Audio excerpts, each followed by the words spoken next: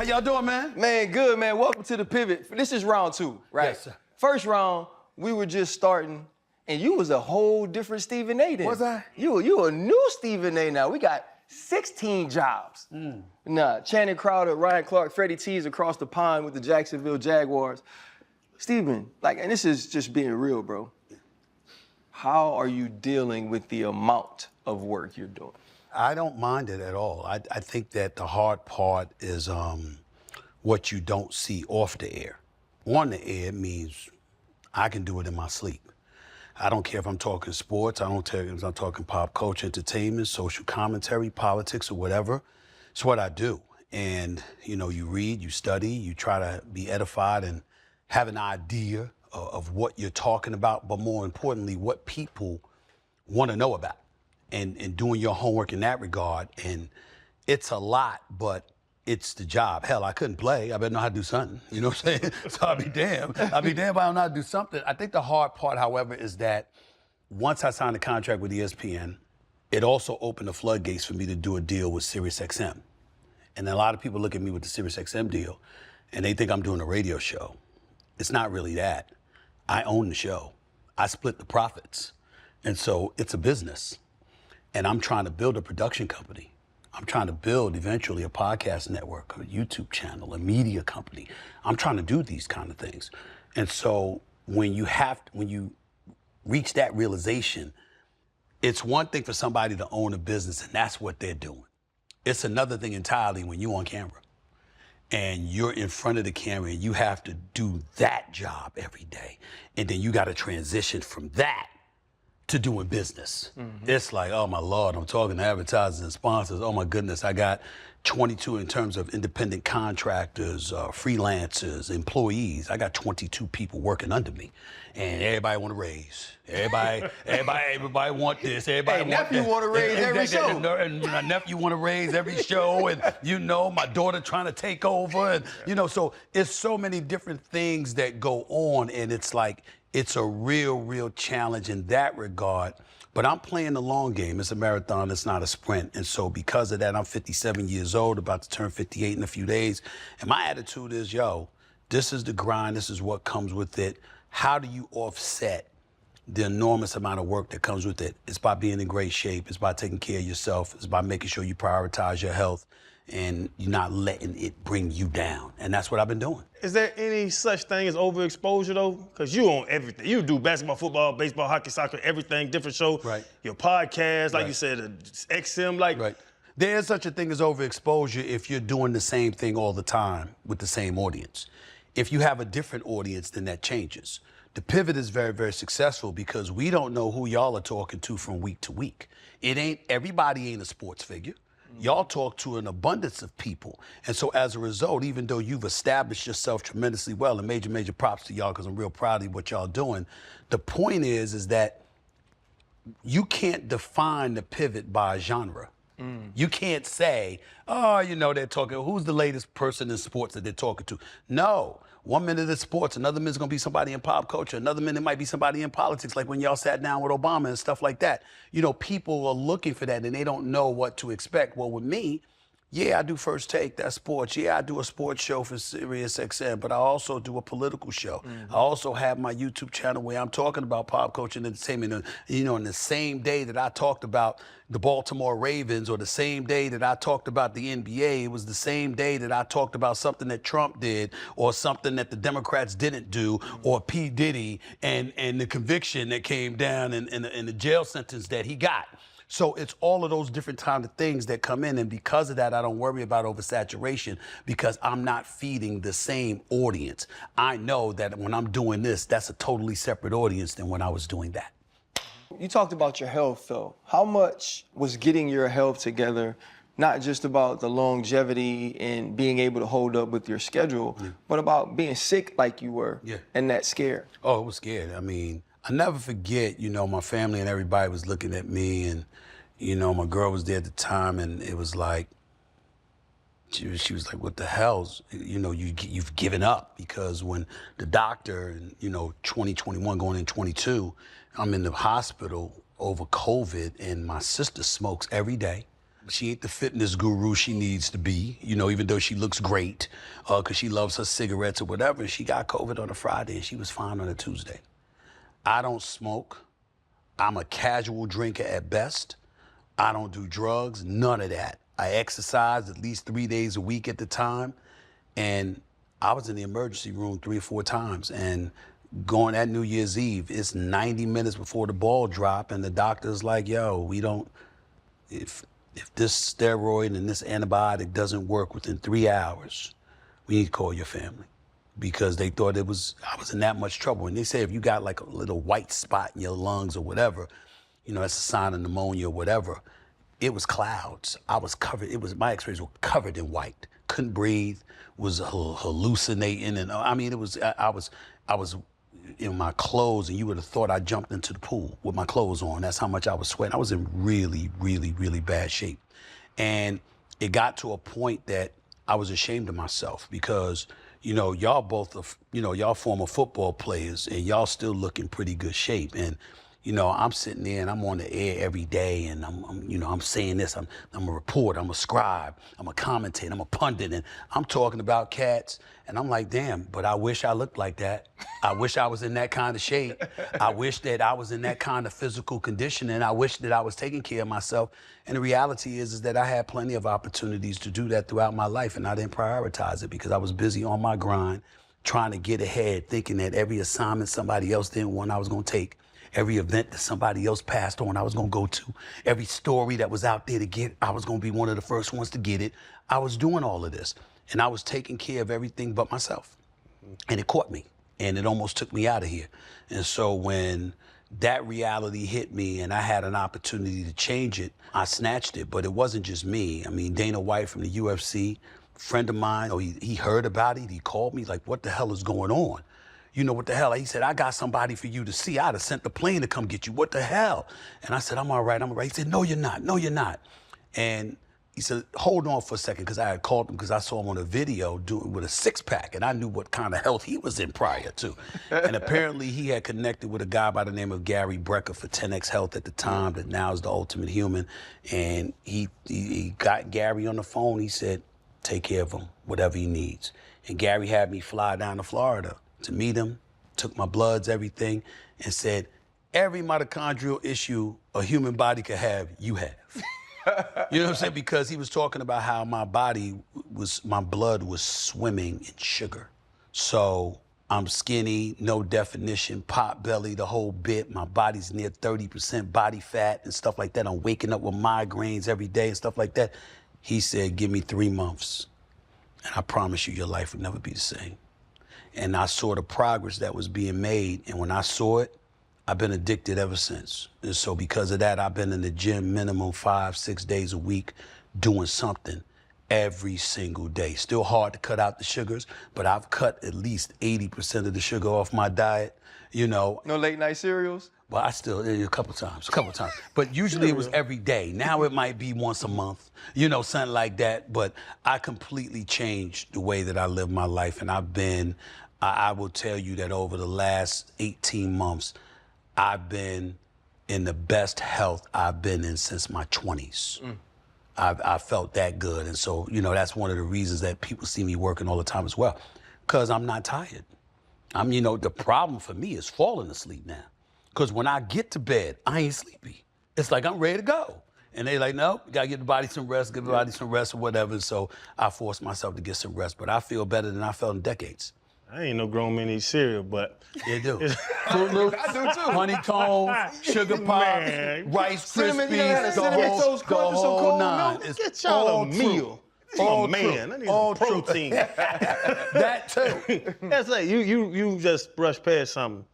A doctor told you, if this doesn't work, call your family. You could die. Yeah, COVID. What goes through your mind when somebody tell you about you have a chance you could die? Well, for me, it was supposed to be fear. I'm not gonna say that I wasn't scared, but I was also mad because I I was just looking, like I said, I don't want to put my sister out on Front Street like that, but I was like, how the hell is she all right? And I'm the one. He was in there, why you ain't died? How you alive? You just took a smoke break. It wasn't like that, because I give up my life for Carmen any day of the week, but it was like, I'm like, how?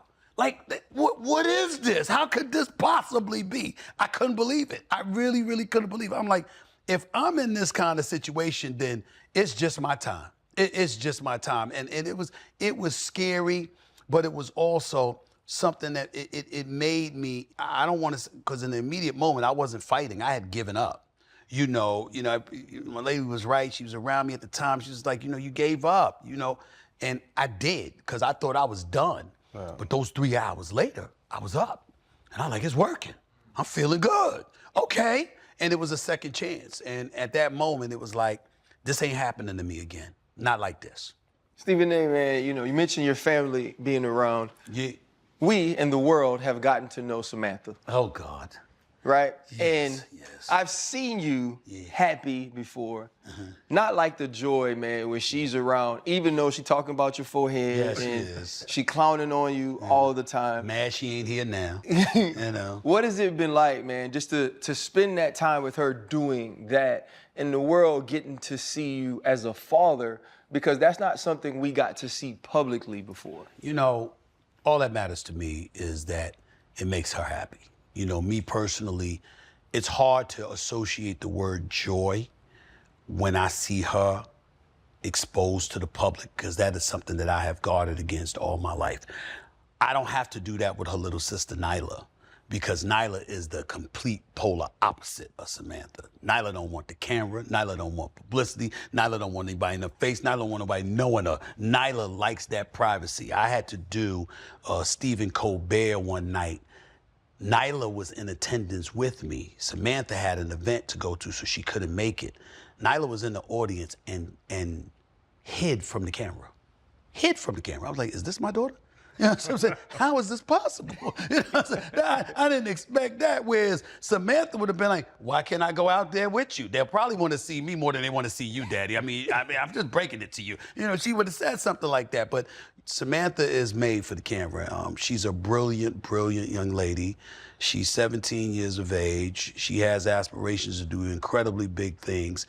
She's a natural in front of the camera. She's done commercials. She's had acting gigs before. And this is the kind of things that she wants to do. She wants to do cinematography. She wants to be a director, a producer, plus an actress. She wants to do all of these things. And she has the talent, the intellect, and most importantly, the work ethic to do it. But what really, really touches me is that everything, every joke they crack, way they get on me and the whole bit, is all out of love. And it's like, I always pride myself, I always tell people, I'm not a father, I'm a daddy. They don't call me father. They call me daddy, because they are my world, they're my everything. And they also provide a certain level of inspiration as well, because you want to make sure you position yourself to have all that you can have, so they can have all that they need to be all that they want to be. And that's all you could do as a dad, man. You try to discipline them, you try to teach them, and you try to embed in their brain time and time again. They're like, Dad, we know already, because I repeat the same thing over and over and over. And the reason why I do that is because my mom, God rest her soul, who passed away in 2017, my mother, I hear her voice every day. And I can't tell you how many times it's policed me from doing things that I otherwise would have wanted to do and would have decided to do that would not have been to my benefit. But I'd hear my mother's voice, no, I did not raise you that way. No, don't act like that. No, don't do this. And you hear it all the time. And you're hoping that's the kind of effect you have on your daughters. And you're gonna go, one's going to college next year, another's going to college in 2 years. I want you to hear Daddy's voice. I want you, if you were some rodent, no good mother, you know what I'm saying? I want you to hear, Daddy would not like this. You know what I'm saying? When you're going out to parties with your girls and stuff, Daddy would not like this. Somebody getting drunk or whatever, and then they want to get behind the wheel of a car. Nah, my dad wouldn't have that. I want you to hear that. I'm praying that you have that kind of recall. So, because we can't be with them all the time. And in the world that we're living in, there's too many outlets that have the power to influence them. You're hoping that they hear your voice so they'll know the difference between right and wrong and they'll be able to save themselves when you're not around to do it for them. When the last time your mom corrected you? Last time my mom corrected me was last night, bro. last night, you know, because I was supposed to do something for my sister and Josh, my nephew, and I wasn't home. And my mother would be like, Steven, I'm very upset with you. Didn't I tell you this is not going on? Because Josh, see, this is the problem, and this is the thing about my nephew, Josh, that gets on my last damn nerves, okay? I love him, but he gets on my nerves, and here's why. This dude, when my mother, his grandmother, was alive and he would do something wrong, and I'd get on him, he'd go like this. And my mother said, Steven, don't do that. You know you need to be there for him. Don't discipline him like that. Because she's a West Indian woman. And, you know, she gets fiery protecting him. He got to a point at a very early age where he knew it and he figured it out. So if she wasn't around, he'd look at you. He'd try to explain or he'd do something. But when she came around, he'd go like this. And instantly she came to his defense. And he does it to this very day. Because now that she's gone, he sits up there and does that because he knows that's gonna remind me of my mother. And then ultimately I'm gonna step back because grandma is coming to his defense. You understand what I'm saying? He knows it, and he plays me with it like a fiddle. He does it every single time. Watch him. He never sticks out his chest and gets bold with me when I'm getting on him about serious. He gets demure and he backs up. Because he knows it's gonna make me back off of him because he knows the second he does that, I'm gonna think about my mother and I'm gonna go light on him because that's what she would have made me do. This is what he does. You see what I'm saying? This is what he does, and that's the damn problem. That's why he gets on my nerves. You speaking of family the way you are makes me think about the altercation or when LeBron and you had the conversation courtside. You were being very honest about that interaction and you said, okay, we don't like each other. Right. How do you feel you handled that situation overall? Are you proud of how that went? I wouldn't use the word proud. I would tell you that I don't regret anything that I did in terms of handling the situation. I don't regret it now. And I would tell you my feelings haven't changed. I don't like him at all. He doesn't like me at all. I don't like talking about him because I think people think that I'm looking to talk about him. Like, LeBron's inside of Stephen A's head. If you don't ask me about him, I won't talk about him. You see what I'm saying? I got a job to do, and he will never interfere with my job. I'm gonna be professional. This man is one, in my mind, the second greatest player to have ever played the game of basketball. He's a great ambassador for the game of basketball. He's an incredible role model. What he has done with himself, what he has done with his crew, it's beyond admirable, and he will always warrant the utmost respect. But everybody hasn't had the relationship that I've had. I'm in the media. I'm a commentator and pundit. I know the things that you've done behind the scenes. I know the things that you've said behind my back. I know what you've tried to do to derail me from being in the position that I'm in today. I know that if it were up to you, I'd have been stopped years ago. So it goes far deeper than I'll ever get into publicly. Knowing that, I still went on the air and was fair. And to me, you know, the way he handled the situation, coming up to me, courtside, all right, fine, you're emotional, whatever. I don't know who's getting on you at home and you might have felt compelled to do it. All right, fine. You reach on Saturday night in Boston. After that happens, you talking to RJ, Richard Jefferson, our colleague at ESPN. Good brother, your former teammate. Whisper in his ear, he said something about me as a father. I couldn't take that. But when that man went on Pat McAfee show, just to insult me, that was the final straw. Bob Iger knows it. Jimmy Pitaro knows it. Burke Magnus knows it. Bosses at ESPN. Dave Roberts knows it. Rich Paul knows it. I'm sure, even though I haven't spoken to him directly, Maverick Carter knows it. The closest that I've ever come to backing up in my life has evaporated. I won't take one back step when it comes to him in life ever again. Because I've done my job. He took it personal and took it to another level. To come on ESPN just to insult me with a show that comes on after me, we know what you were doing. So my attitude is, fine. Fuck it. This is how you want to do it? We good. Now we're in my lane. Because, make no mistake, it's my lane. LeBron trying to go up against me, you could try that, go in the shop. Just so y'all know, before anything happened, I volunteered to come on the shop. When I've been asked, I said, one condition, no edits. Air what you see. I'll happily come on. This is what I said at the time before any of that had happened. But he's not gonna take me up on that offer because you see, I keep receipts. And you wanna play that game with me, we fine. But the world needs to just understand, I'm gonna be professional. And I'm never gonna violate my professional ethics. I'm not gonna impugn my name, that of ESPN and Walt Disney, SiriusXM or anybody else. But in the same breath, there's nothing wrong with telling the truth. I don't like his ass. And he don't like me. And I'm good with it. How hard do you think it'll be for people to be able to see it in that light when you are the normal Stephen A. as you are analyzing the game, talking about the game, talking about what surrounds NBA basketball? How do you expect people to receive when you do say something negatively about him, though? Honestly speaking, I apologize for saying this. I don't give a shit. I don't care. Because my record speaks for itself. I got 30 years. I got 30 plus years in this business. A lot of talking about LeBron happened in the aftermath of all of that. I talked about you when you went to the playoffs. I talked about you when y'all asses got smoked in 5 games by the Minnesota Timberwolves. You know what I'm saying? When Ant-Man walked outside the Crypto.com arena, walked down the streets talking about you. You understand what I'm saying? I said, I talked about the Lakers and the moves that they made when they extended Luka. I talked about when you opted in and I gave you your respect and your compliments when it's due. I've done more for him than he'd ever do for me. I've accomplished a lot in this business, okay? I'm a black man that's done it.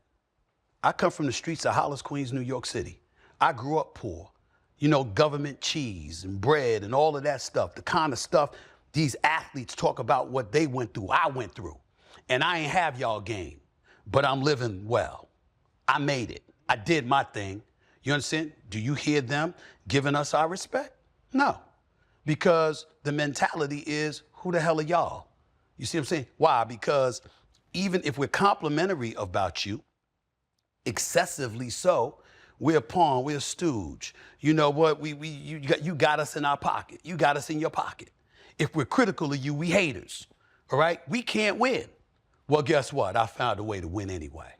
So this is what I've done. And so, what you see is a different culture. And that's a conversation we never get into it really about in professional sports, but primarily the NBA, where you got cats and they go at NBA players and stuff like that. Like, you bring up LeBron. You ever see LeBron go at a white boy? It's called what it is. You ever see him do that? You saw him come at me. Closest you ever came to seeing him do something like that was when he called out Brian Windhorst. What you calling out Brian Windhorst for? The man covered you since junior high school and has praised you repeatedly. And you used the Pat McAfee situation to go at him. You understand? And that's the only time you ever seen LeBron James, really go at somebody white. I'm gonna call it what it is. So we understand each other. I understand a lot more. And I'll tell you, I'll divulge to my boy and his boy right here, when I did my monologue for 17 and a half, 18 minutes, the day after he decided to go on Pat McAfee's show, all right? And I said what I said and meant every syllable of what I said. Immediately after, I was informed that we won't be hearing more from him about me. That's what I thought. That's what I thought. Because I got receipts. I got receipts. Anytime, any place, anywhere. It's not just him. I pride myself on being a fair-minded individual, being professional, but I'm also a proud black man. And I know not only what I've done, what I've tried to do for black men in our industry, black men in the world of sports, current stuff the way that I do. I might have to call you out sometimes. But you know why I'm calling you out? Because there's a whole bunch of other black people I got to look out for, and they can't make the same errors you just made. Because if they did, it would ruin their life. You're ultra talented, so you could get away with it. So I could talk about how wrong you are, but I need to use you as that example because I got a bigger vision. And the bigger vision is to make sure to shield cats from making those same kind of mistakes that will end their careers. You don't have to worry about that because you're too talented and gifted and you've already achieved so much that you don't have to worry about that. But do they look at it that way? Do they look at the big picture? No. Why? Because they want to hate on you. I've been in this business for over 30 years. There is not a single athlete, a single executive, a single owner. There is no one associated with sports that could tell you they came up to me and said they want to talk to me.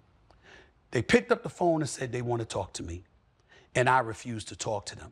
And that after talking to me, if I got their perspective, I got you. Because I don't have to agree with you. Yep. But if you're man enough to talk to me and give me your perspective, I have an inherent obligation professionally to make sure that I contextualize your words properly and I present them in a fashion that you asked me to do that. When that doesn't happen, it's because these cats refuse to talk to me. And if you refuse to talk to me, why? What's the reason? Could it be because you don't have an argument? Could it be because you can't sit before me and put your facts up against mine and have a discussion man to man? Because if I'm wrong, I'm gonna say I'm wrong. And I've proven throughout my career that if I'm wrong publicly, I'm not gonna apologize privately. I will come and apologize publicly. See, with somebody like LeBron, you ain't get no apology. I'm too little. I'm too meaningless. I'm too insignificant for somebody like him to be man enough to say, yo, you really didn't do that to my son. You were really calling me out. I was the one that, whether it's getting him into the draft, getting him drafted by the Lakers, having him brought up from the G League, putting him up against Tyrese Maxey in the first quarter on a night after he was in the G League the night before. I didn't call those things out until that last part happened. I didn't say anything when he's a McDonald's All-American and he was only averaging 14 points a game. I didn't say anything when he went to USC and he had the heart ailment and people were speculating about why that was. I didn't say anything when he said he was entering the NBA draft.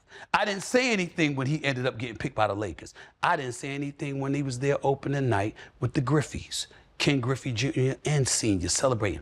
I stood up and applauded because I thought it was a great moment. And most importantly, I thought LeBron James deserved it because he did so much for the league. I said the league owes him this. Whatever he wants, if that's what he wants, that's what he wants. And the money, he's underpaid. So I don't care what his son getting paid. Go for it. I think his son's gonna end up being a good pro. He keeps working on his game. I said all of these things. It's just that after one night in Philly, I said, wait a minute now. Now you asking us to ignore doing our job. We saw what we saw. He's not ready yet. That doesn't mean he won't be ready.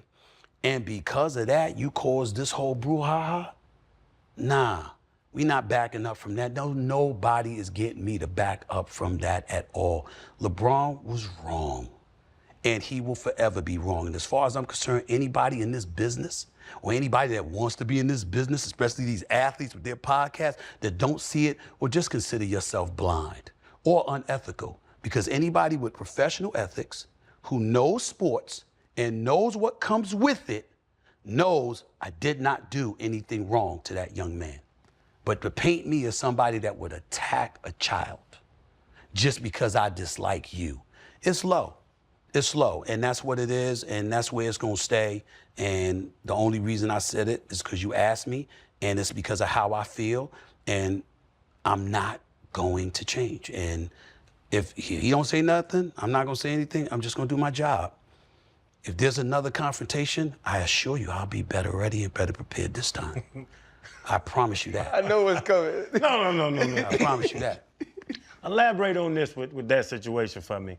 You said it was a dialogue. Let's go. You snapped. In my mind, when I'm watching it, you're very articulately snapping because you had some emotion behind it. You talk about which one you talk about? When After you the Pat snapped McAfee thing. What's that? After the Pat McAfee. Got it, when you went on your show and snapped. Oh, yeah. You was emotional about it. Yeah.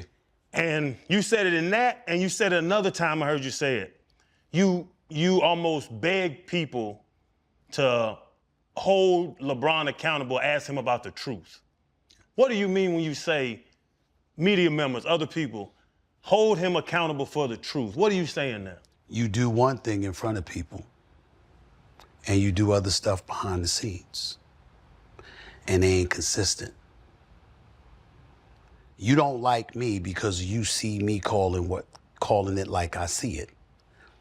You're not Michael Jordan. You're not the GOAT. You did choke in an NBA Finals. 4 consecutive fourth quarters in an NBA Finals. This man was scoring 4 points. One game, he scored 0 points.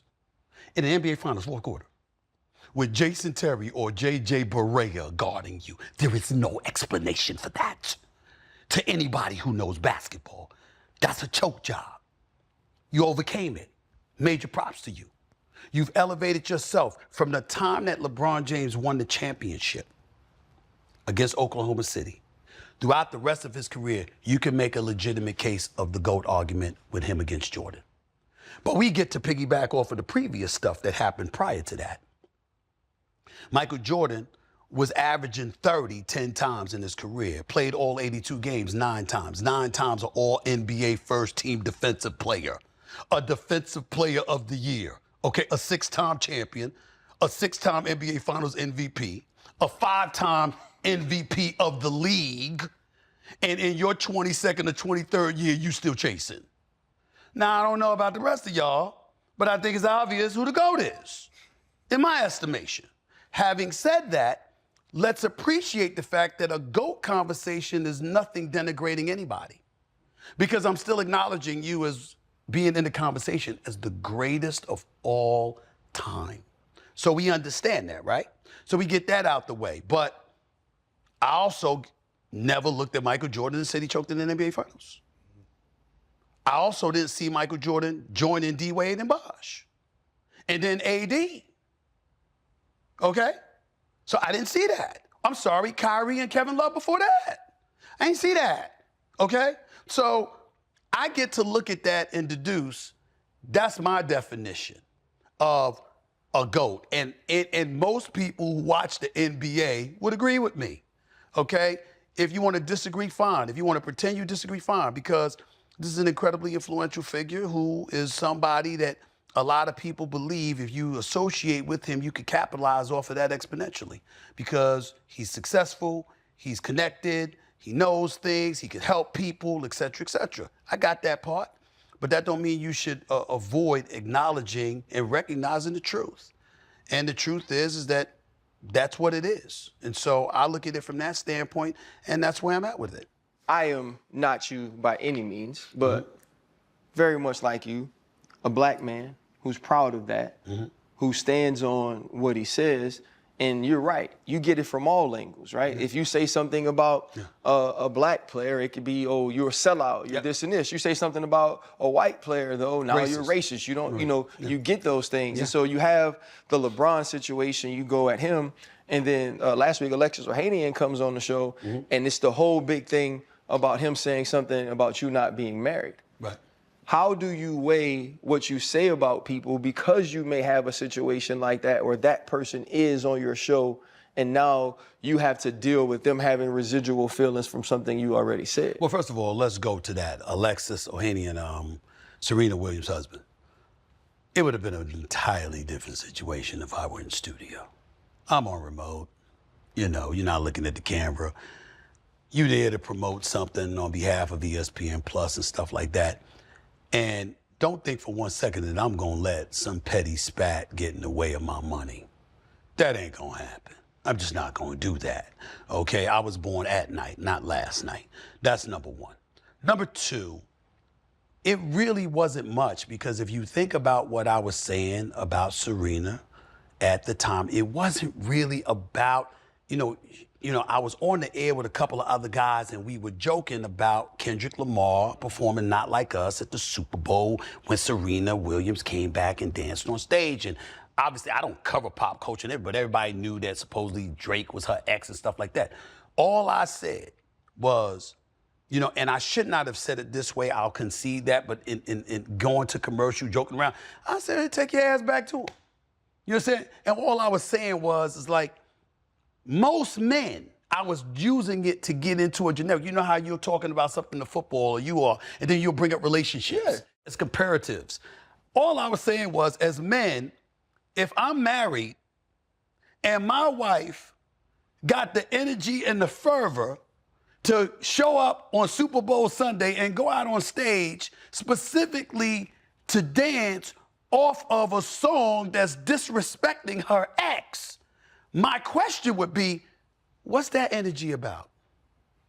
Why do you have that energy? Ain't you supposed to be happy with me? But it was more the LA energy. I got that. Yeah. But you said that. Yeah. But I was saying to you how I saw it Right. at the time. And you saw it. The other analysts on the show might have saw it differently. I wasn't even saying, I know LA, Compton, whole nine, I got it. But what I'm saying, I was saying as men, Right. we would be like, well, why you got that kind of energy with the ex? Let's talk. What's that about? You understand what I'm saying? You know, it's like, I'm looking at it from that perspective because everybody was talking about that was your ex, and with you being on stage, it's reminding them that's your ex instead of, I got a man. I'm a very happily married woman with 2 children. That's all I was saying. I was speaking generically. He clearly took it differently. He has a right to. I don't think that he's wrong for taking it differently. I did not mean it that way. And to his face, I would have said to him what I just said to y'all. And I would say, but that you took it differently, I own that, and I'd apologize to you because I meant no disrespect. Right. I was just talking about men because I know how we as men can be. If we think our woman got energy for another dude that was an ex, well, let's just take your ass back to him. What you doing here? Why are you thinking about him and you with me? You see what I'm saying? That's all. That's all I was trying to say. But it was like tongue-in-cheek, more about men rather than about their marriage. And then when he took it there, you know, I build companies, so I talk about building companies. You never been married. Well, whatever. Go, my man, go on. Yeah. You live your life, I live mine. It won't happen again. I didn't mean it like that. But I wasn't gonna make a big deal of it. But if I was face to face and he had come at me that way, I would have simply said, sir, I didn't mean it that way. But do you really want me to take it there? Mm-hmm. Because if you really want me to take it there, then I'll ask the question again. No issue whatsoever with your wife having extra energy for the ex. Because I'm not really thinking about you. I'm thinking about what I know men to be, black, white, Hispanic, and everything. When it comes to your woman, you want your woman to have more energy for you. I think that's and I'm not casting any aspersions on Serena Williams in any way, and I apologize to her as well. I didn't mean it the way it was taken. I was just talking about from a man's perspective. That's all. Yeah, I think that's the hard part too about our jobs is people see and take everything we say literal. Right. Right, whether we're making a joke, whether it's like you say, it's tongue in cheek, and we're having fun, and especially when you get to your level, because something like that goes viral or people start talking about it, and you know, it's the man in you is like, if I ever get a chance, I'm gonna do this thing or I'm gonna say this thing. Sure. But it's also difficult when that's on air and you are expected to be professional no matter what anybody else does. And we've had Alexis on the show. I like Alexis. Yeah, he seems like a nice guy. Yeah, I never met him before. Yeah, he's a good dude. But I know in those situations, not only is he a man, you're a man too. And so it's having to handle those things in a professional manner. Because like you say, I'm not finna mess up my money for something petty. Yeah, but do y'all have to apologize if somebody else takes something wrong? Well, it's not so much that. It's not the matter of having to apologize. It's me showing the courtesy and respect of letting you know, yo, I didn't mean it the way you took it. Yeah. And I didn't want you to take it that way. It's not that serious, my bad. You know what I'm saying? That's all it is. You're not sitting there like this, I was really, really wrong. You know? No, because I know that what I was saying was generically made for men. You can't tell me, I know y'all too. You can't tell me if your woman was coming across as having more energy for her ex that y'all ain't gonna sit up there and say, yo, man, what's up with that energy? I know my boys that I grew up with in Hollis, my boys that I went to college with, my boys that I've developed since I've graduated and become a professional. I got a lot of friends.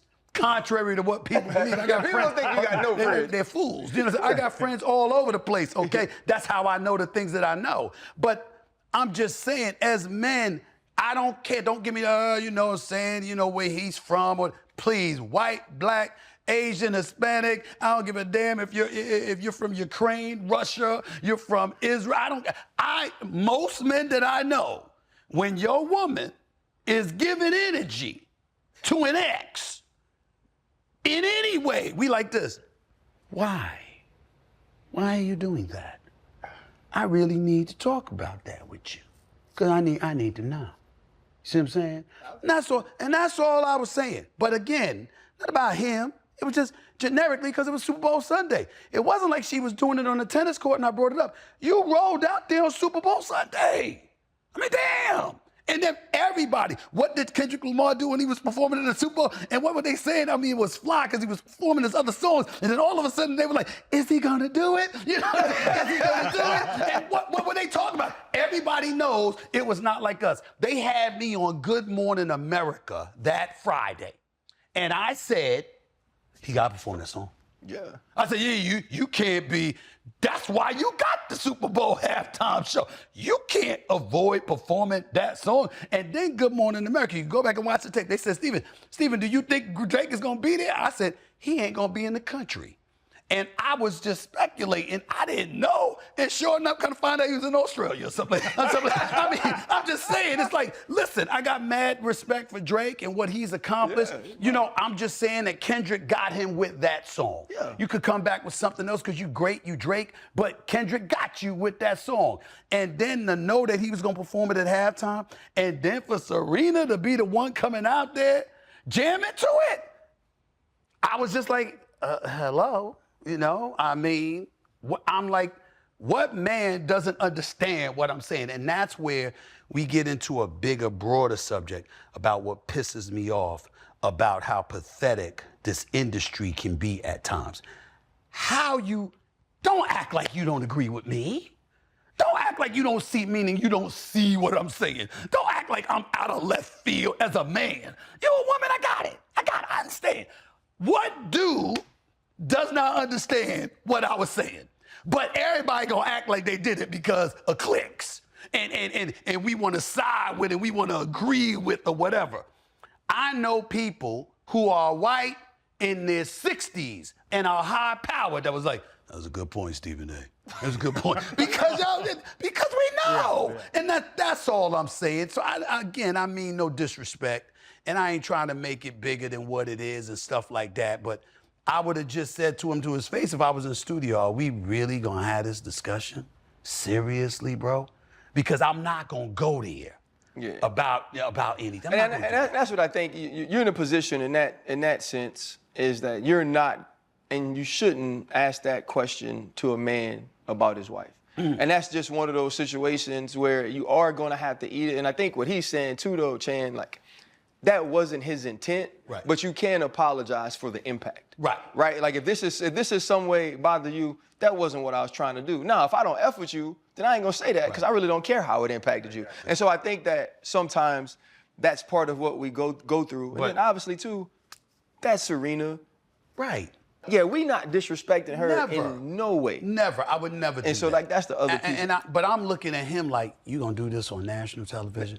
You gonna, because I was basically saying to him, please don't force me to respond to what you're doing. Yeah. Because of the segment going on 2 minutes longer and he kept pushing that subject, it was gonna be a problem.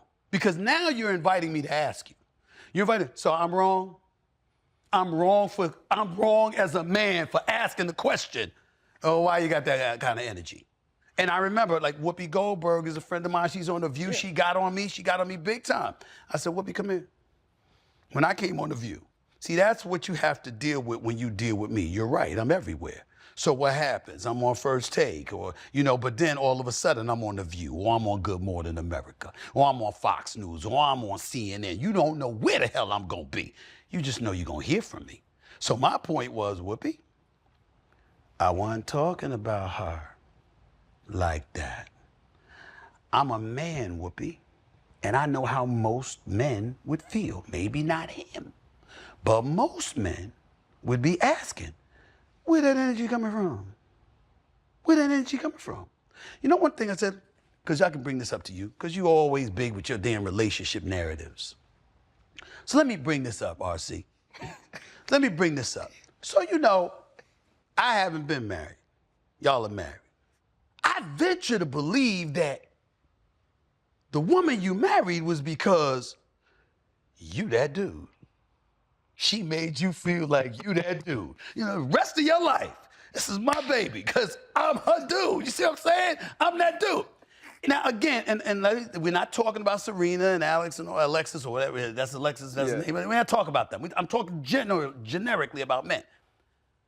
What man do you know gets married believing he's the consolation prize? Nobody. Thank you. Not one. I have nothing else to say. You rest your case? I rest my case. That's all I was saying. What I'm saying is that's not guys. See, you see me talk about sports. You see me talk about politics, social commentary. Y'all ain't see me getting to talk about relationships, because you understand, I'd be like Bernie Mac. I'm not talking about myself. I'm not talking about myself. You understand what I'm saying? But, I mean, I grew up raised by 5 women. You understand? I've been single for a while. You understand? I kind of know a few things. And and the things that I would say, oh, trust you me, bro. You understand? Oprah lucky she ain't never had me on her show. You understand? Because I think the whole damn world has been Oprah-fied. I think that's where all of this stuff started. You understand? The whole damn world has been Oprah's fault. Oh, yeah, hell yeah. Well, Oprah did the people. Man, let me tell you something. Listen. I love Oprah. She's the queen. She's the queen. She's absolutely phenomenal. But Gayle King is a friend of mine. Gayle King will tell you, Friend of the show. I have blamed Gayle. Oprah for decades.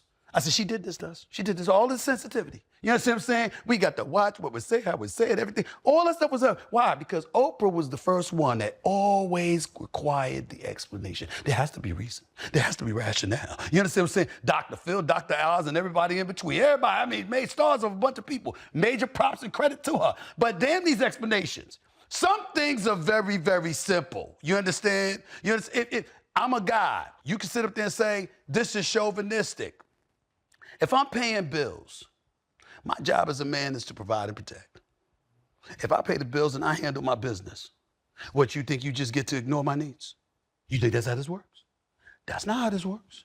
Oh, no. You know what I'm saying? And we got to a point years ago where you had folks out here acting like it was a crime for a man to say, I want my woman to cook. I didn't say I want you with an apron behind the stove and not working. I didn't say that I didn't want you to have a career.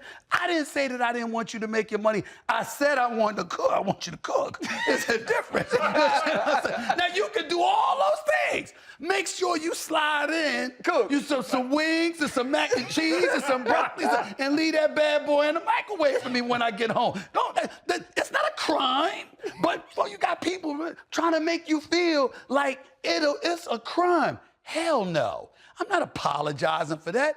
I have been blessed and fortunate enough to be very successful. And I am a giver. But I like to get sometimes. And when it comes to food, that's a very, very big deal to me. To other people, that might not be the matter. But it's not a crime for me to want it.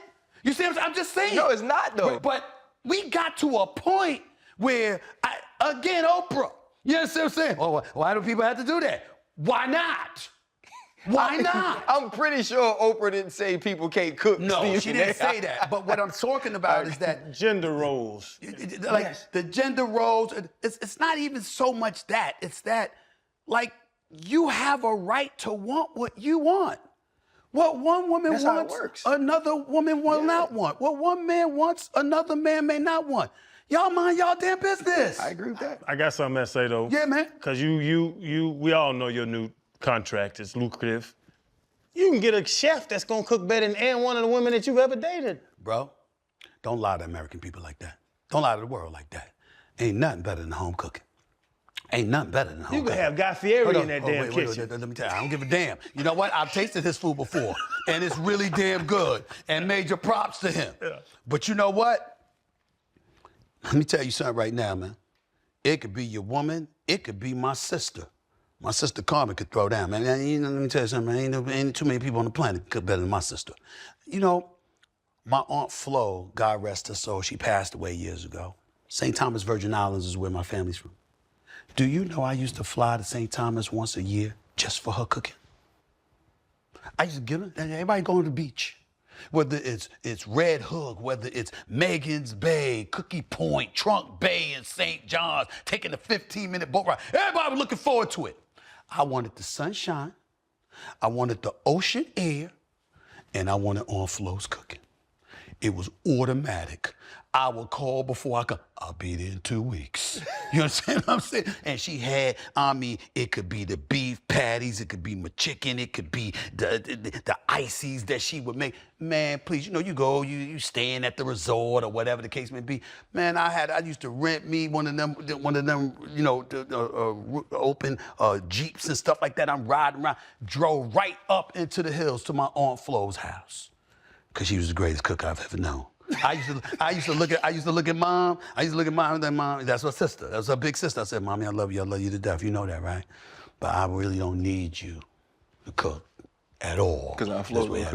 I'm going to St. Thomas. On Flo. All right, so I'm gonna hand this over to you. Well, thank you very much. Hey guys, we're out here in Austin celebrating Jack Daniels and McLaren. And speaking of celebrations, the McLaren team just won their second consecutive Constructors Championship. And to celebrate, you have to go out and get this limited edition new bottle of Jack. Yeah, now the difference in this one is this is 86 proof.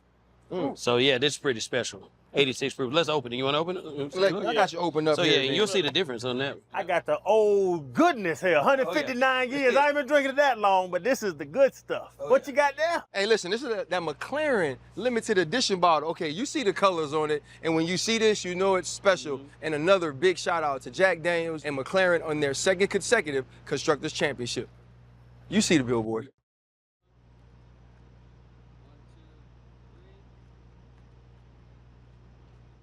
Big bro, Yeah. You know what? I'm gonna hit you with how Oprah does it. Cause she say your first name real quiet and stare at you. Yeah. Stephen. Stephen. Yes. If you know so much about marriage, Yeah. why have you never been married? Because I didn't know how to act. This Said is it in the simple. book. It's Your fault. It's totally my fault. Totally my fault. It's not anybody's fault but mine. I was on the road over 200 days out of the year. I'm not gonna be faithful being on the road 200 days out of the year. You can. I know. You can make that choice. No. Just because you. I didn't say you can't. I didn't say you can't. I said me. I could not be on the road as much as I'm on the road all of those years and honor a relationship. I know how to treat a woman very well. My mother and my 4 sisters raised me very much. And I'm one of those guys that call it a blessing or a curse. 90% of my living relatives are women. Like St. Thomas, Queens, Brooklyn, Manhattan, upstate, the whole bit, Florida, Carolinas.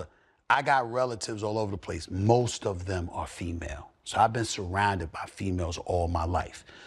And you get to know what the do's and don'ts, what the wants and don't wants are, and all of this other stuff. That's a given.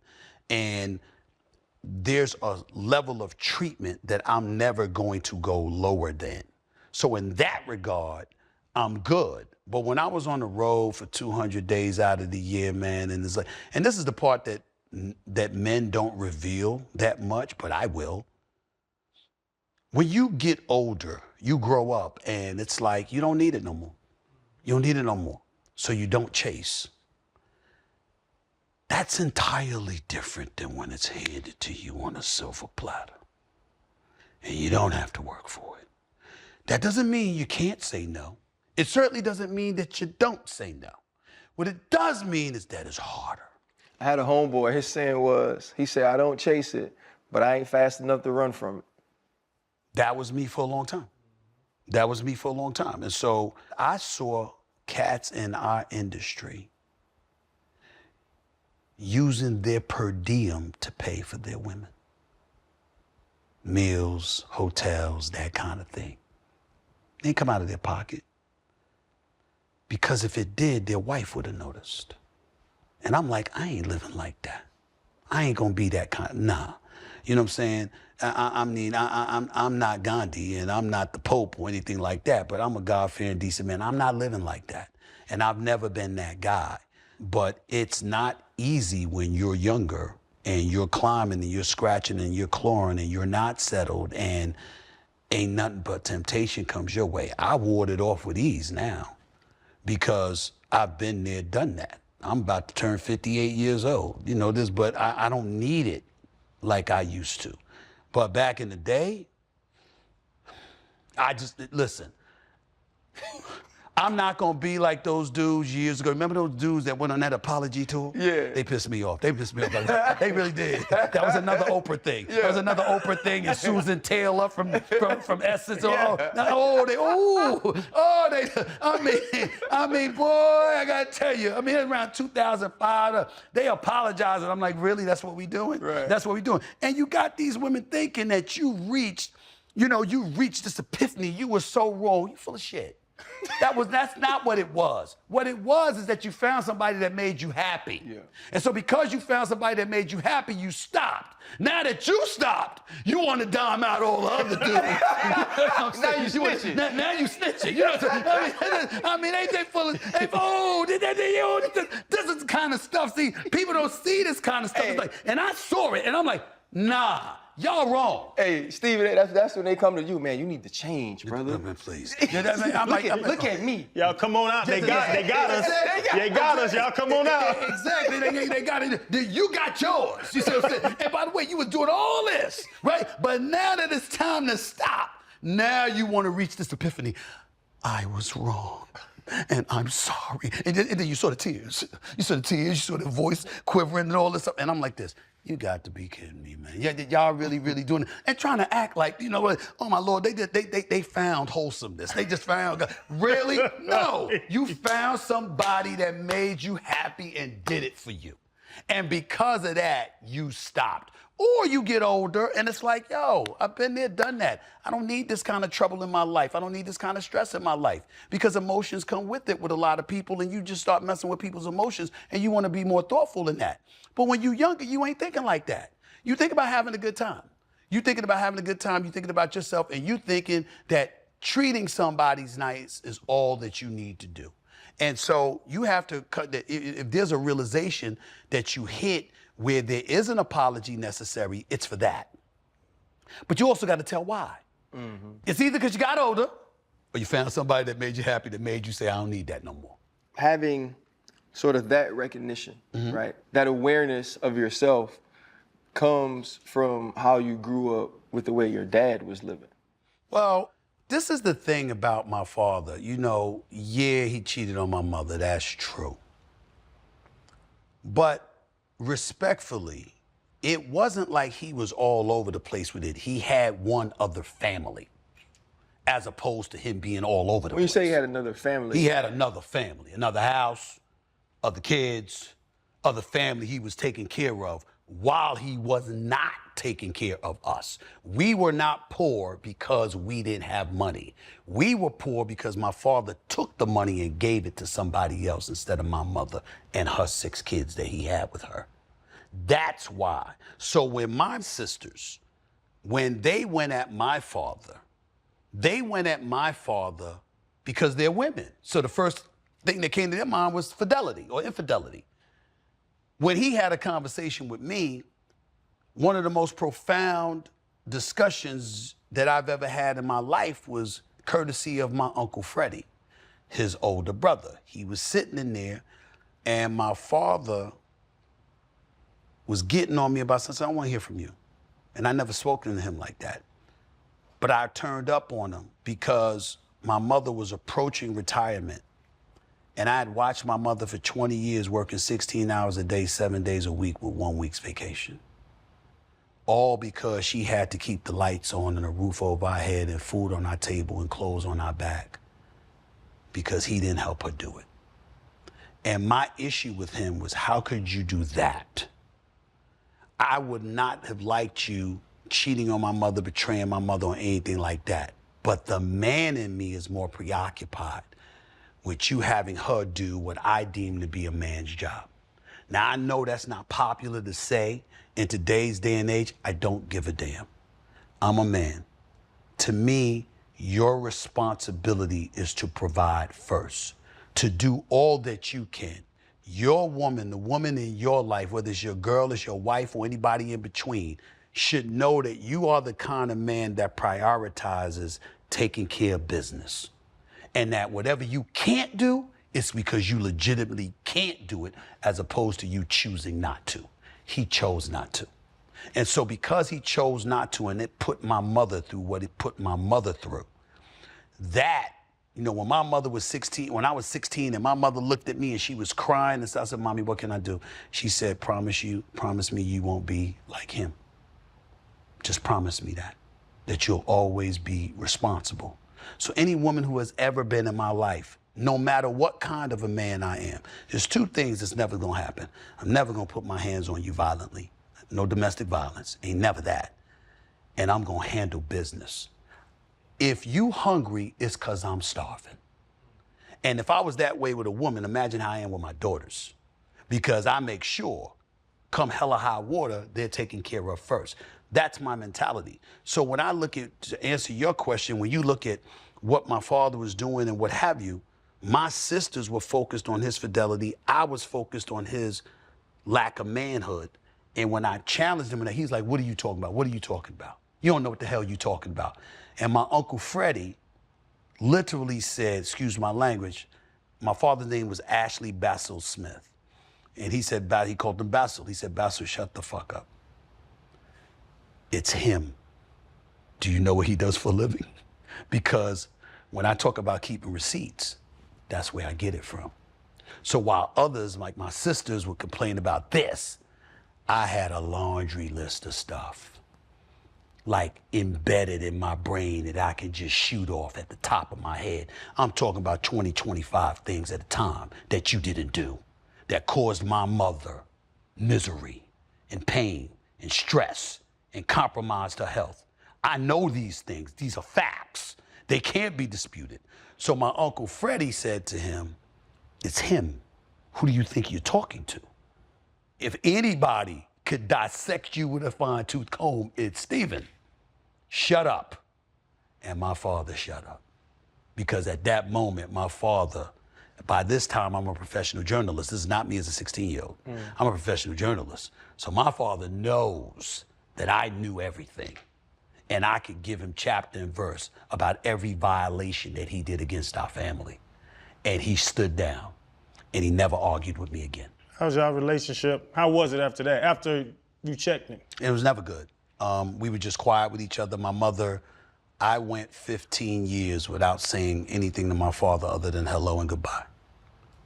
Because of what he did to my mother and how my brother, who had passed away in a car accident, had received some insurance money, his family and our family.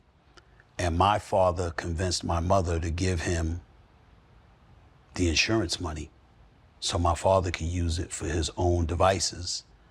And I said to him, you can't take that money, considering how my brother passed away, wondering whether or not you ever loved him. You can't, this is for the family, not for me, because by this time I'm at the Philadelphia Inquirer and I'm good. I said, but for the rest of us, you can't do that. And my father said, I'm gonna do it. And I said, if you do that, you ain't lose one son, you lost two. And he shrugged his shoulders and he said, so be it. Damn. Got out the car and walked into the American Airlines terminal at JFK Airport in Queens, New York. And he thought I was joking. And I went 15 years without saying anything to him other than hello and goodbye. And my mother begged me for years to talk to him, and I refused. And it was only when her health had really deteriorated and then he had gotten unhealthy that I let it go. You talk about your brother. I know he was one of the first to ever tell you you were going to be big and that you were going to be something. How often do you think of him as you continue to climb, continue to grow? All the time, because of what he said. It wasn't that he told me, Ryan, I was going to be big. He told me there was Howard Cosell, and then there's you. You're going to be a superstar on ESPN. You're going to go down as one of the greatest sports journalists of your time. Watch. He told me that 2 months before he died in the car accident. He told me that the last time I saw him alive. Damn. So I hold on to that all the time. And it serves as an inspiration. Like I told you before, everybody's got their source of inspiration that they go with. For me, I had promised myself that I would never go to his gravesite until I landed at ESPN. And he had passed away in '92. And I got hired by ESPN in October of 2003. It took me 11 years, but I got there. And one of the first things I did that day was drive to the gravesite just to tell him I did it. What was that moment like? I don't cry much, you know. I don't cry much, you know, but I cried that day because, you know, I hadn't gone to see him because I was working and working and working. And, you know, my sisters would go to the gravesite, put flowers on the grave and stuff like that. But I didn't want to do that. I made a promise and I was aiming to keep it. And I felt like if I had gone earlier, it would have distracted me from the mission that I swore to achieve. And so I used that to keep myself focused and locked in for 11 years. And when I finally did it, it just all came out.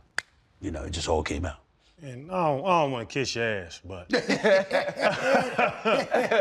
and big bro, don't give me no damn cliches. I don't want to hear, I work hard. No. What makes you special? You said, you put your name next to Cosell, like the elite of the elite, bruh. I won't say you run a network, but you're the face of one of the biggest networks in the world. Well, I certainly don't run a network because a lot of decisions that have been made wouldn't be made if I was running a network. So that's number one. Yeah, but what, like, honestly, why were you a journalist and now you're doing what you're doing? I would say this, to answer your question, me being who I am, when all is said and done, I'm trustworthy. I got courage. I'm willing to say what most people ain't gonna say. I'm willing to do what most people ain't gonna do. I'm willing to be in the storm if that's what it takes. And I've proven it. I've done it. You know, so it's like, look at what I'm doing now. Yeah, I'm on ESPN, that's cool. Love it. Don't, you know, hopefully things will continue to go well and I'll retire there. But I don't want to be limited to that. And so you're going to have people in the sports world, everybody trying to be a sports analyst, stuff like that, get their own podcasts and all that other stuff, even though they ain't worked their way to anything. They just want it. You know what I'm saying? The microwave society that we're living in, I can't knock them for that, because if you can make a few $100,000 a year working on YouTube, why the hell would you want to go work a 9 to 5? I can't hate the game. You know, I mean, it is what it is. But I know what I did to get where I got. There was no social media. You had to break stories yourself. You had to report. You had to go in the locker room and look cats in the face. You couldn't hide. You couldn't be on a TV show and never show up to games and never show up in the locker room. You couldn't do anything like that. You had to be there, you know. So all of those things came with it. That was number one.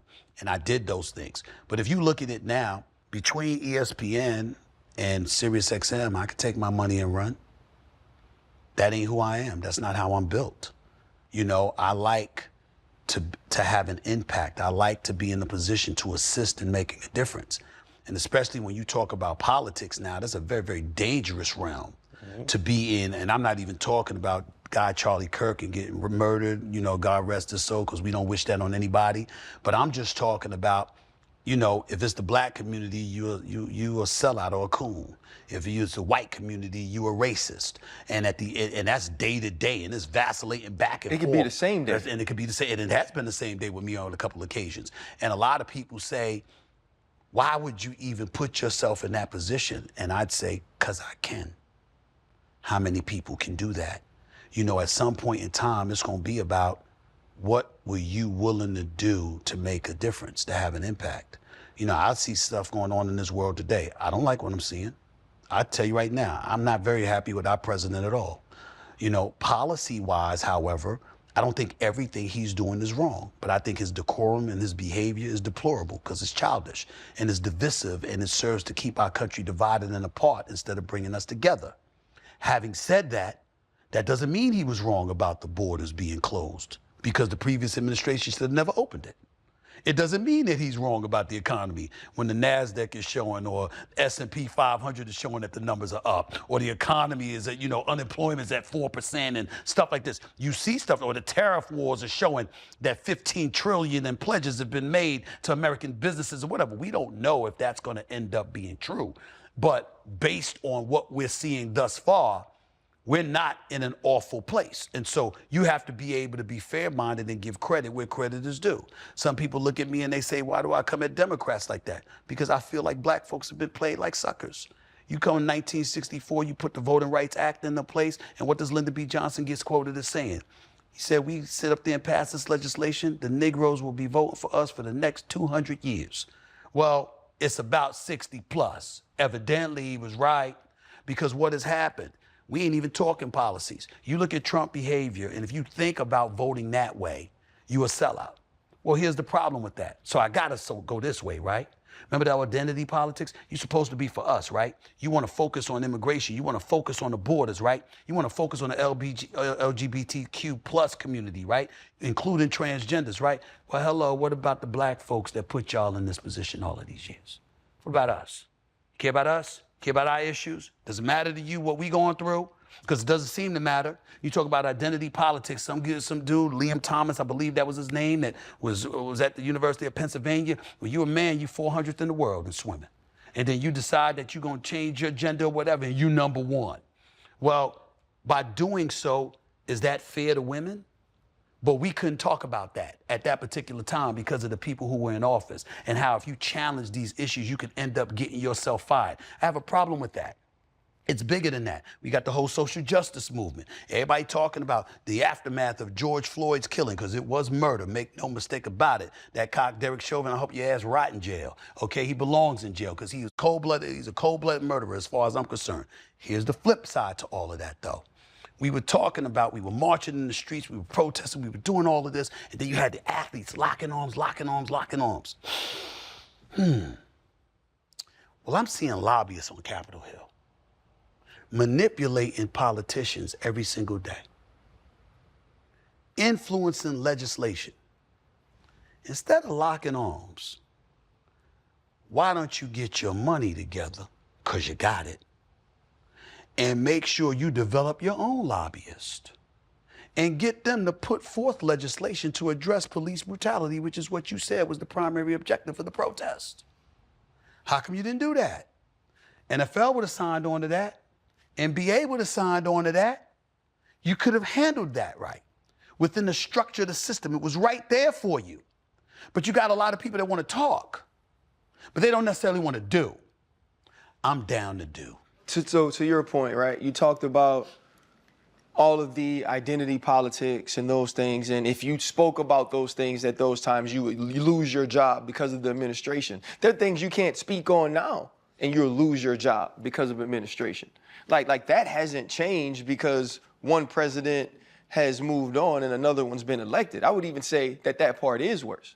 Well, and when you're talking about the divisiveness and you're talking about the separation, yes, that is part of it. And also policy is a part of it as well. But there's a part of being black that it's not just I'm voting Democrat, so I'm voting Democrat. You're also voting against what this country is turning to against black people as well. Right. Well, I agree with you, which is why I voted for Kamala Harris. But I voted for Kamala Harris. I know a lot of people didn't believe that. You understand what I'm saying? But they don't realize, Trump knows me. Trump knows me because I'm the guy that Trump called in 2014 when he wanted to purchase the Buffalo Bills. He called me, and he said at the time, quote, these owners are talking about getting in my way. Price tag was $1.4 billion. You remember that. He had $1.1 billion according to NFL sources. Trump got on the phone and told me, he said, quote, if them motherfuckers get in my way, I'm gonna get them all back. I'm gonna run for president. Those were his exact words.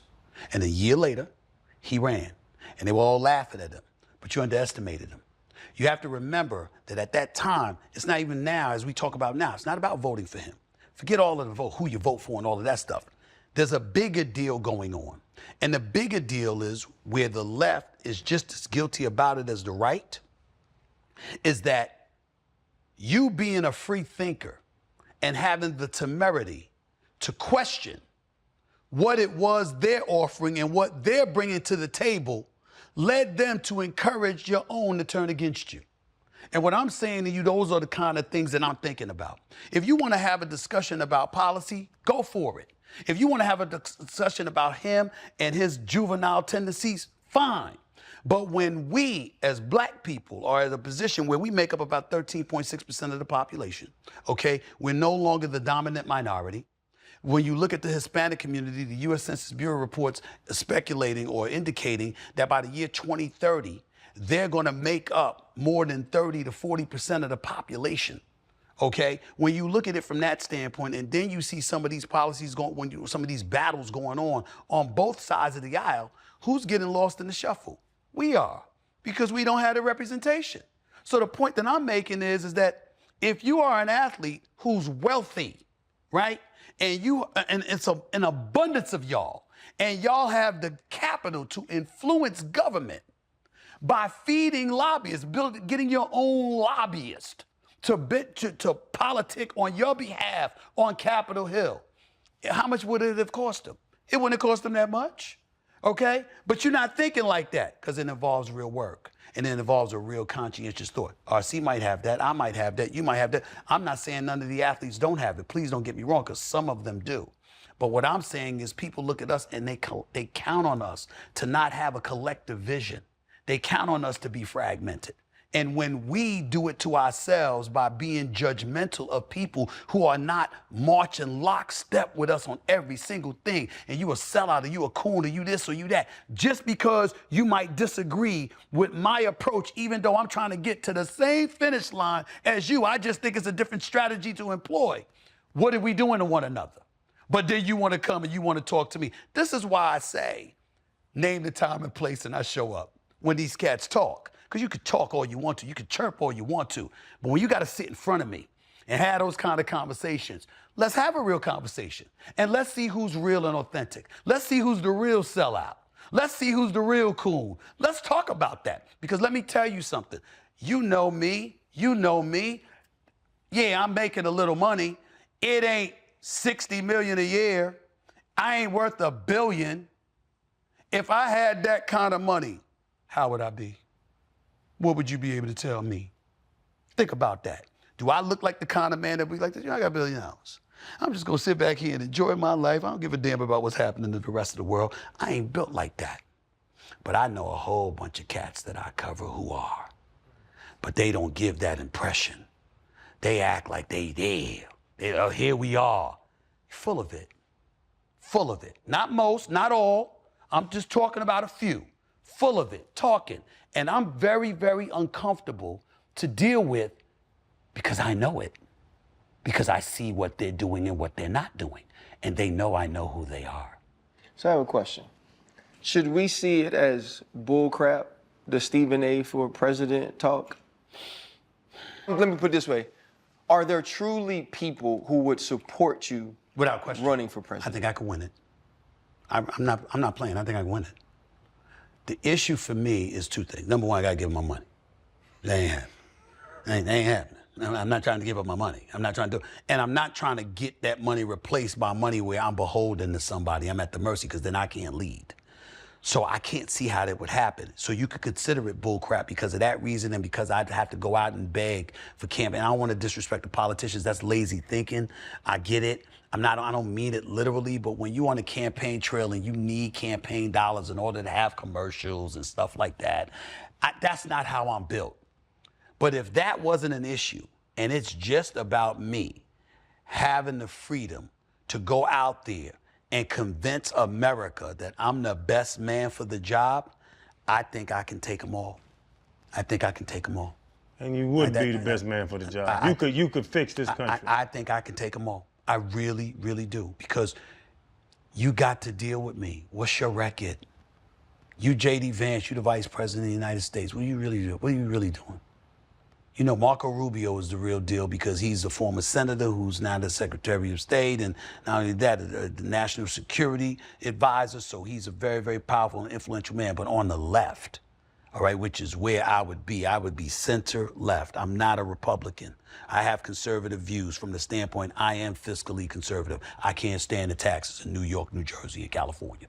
That's where my conservative views are. You know what I'm saying? And I don't like it. I don't think we should have open borders, but I don't think they should be completely closed either. I would be more like Obama in that regard. I would be deporting people, but I would be separating children from families and stuff like that. I'd be a decent man and making sure that we're just trying to protect our borders and make sure that this country isn't inundated with folks in the emergency room and beyond and stuff like that. But I would recognize it can't just be an all-out onslaught of hate. It cannot. It would never be me. It would never be me.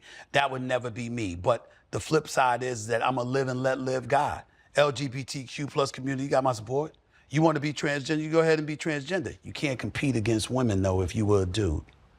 You can't do that. You can do what you want to do, except that, because that's putting them at an unfair advantage. Yeah, they should Stuff definitely like have a place to compete, but Absolutely. you're not taking care of women in that sense. Exactly. Yeah. I'm trying not to compromise the women. So let's get a category for you. Yeah, absolutely. And let you compete. They should have a place to There's compete. no problem. I mean, I would be thoughtful in that regard, but most importantly, when you're talking about economically, when you're talking about affordability, when you're talking about safety in the streets and stuff like that, yeah, I'd love to go up against these cats. I'd love to have that debate. And not only that, could you imagine, I have to say this to you, RC, could you imagine how my wardrobe would look?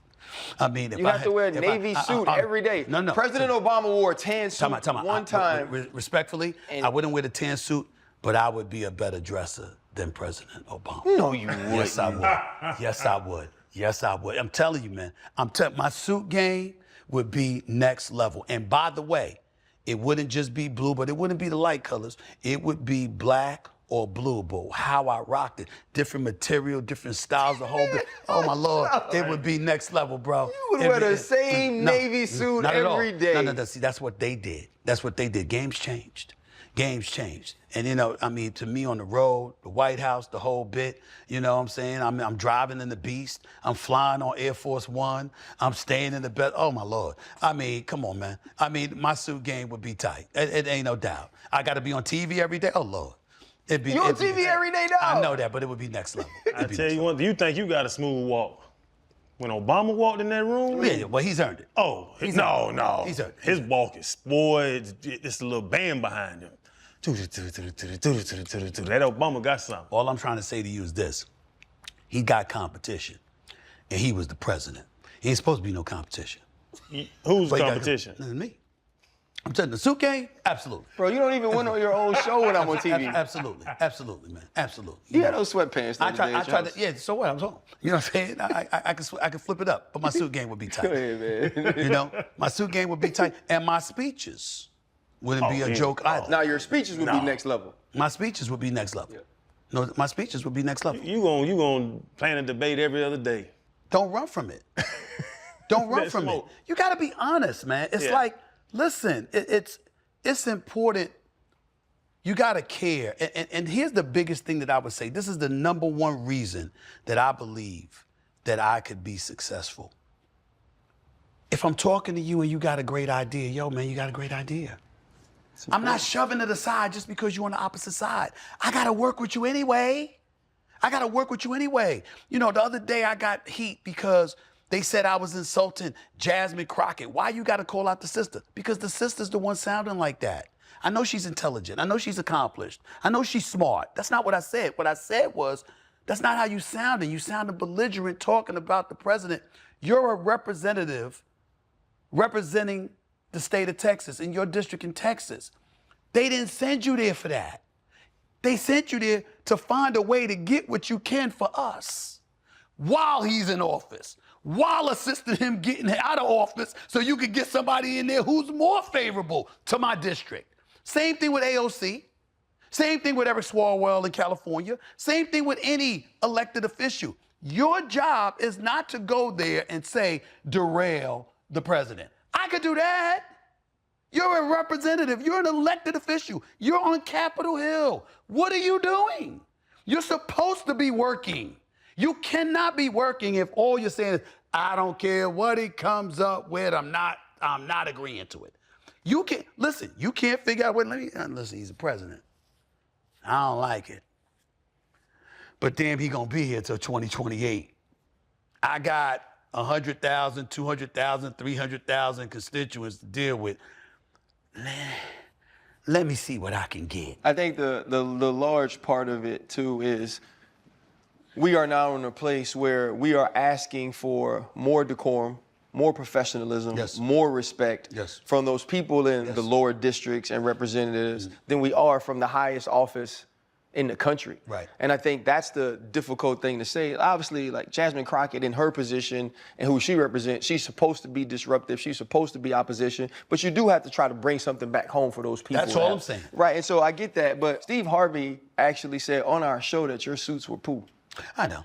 But Steve Harvey gets on me about everything. That's my brother. I mean, he could do that.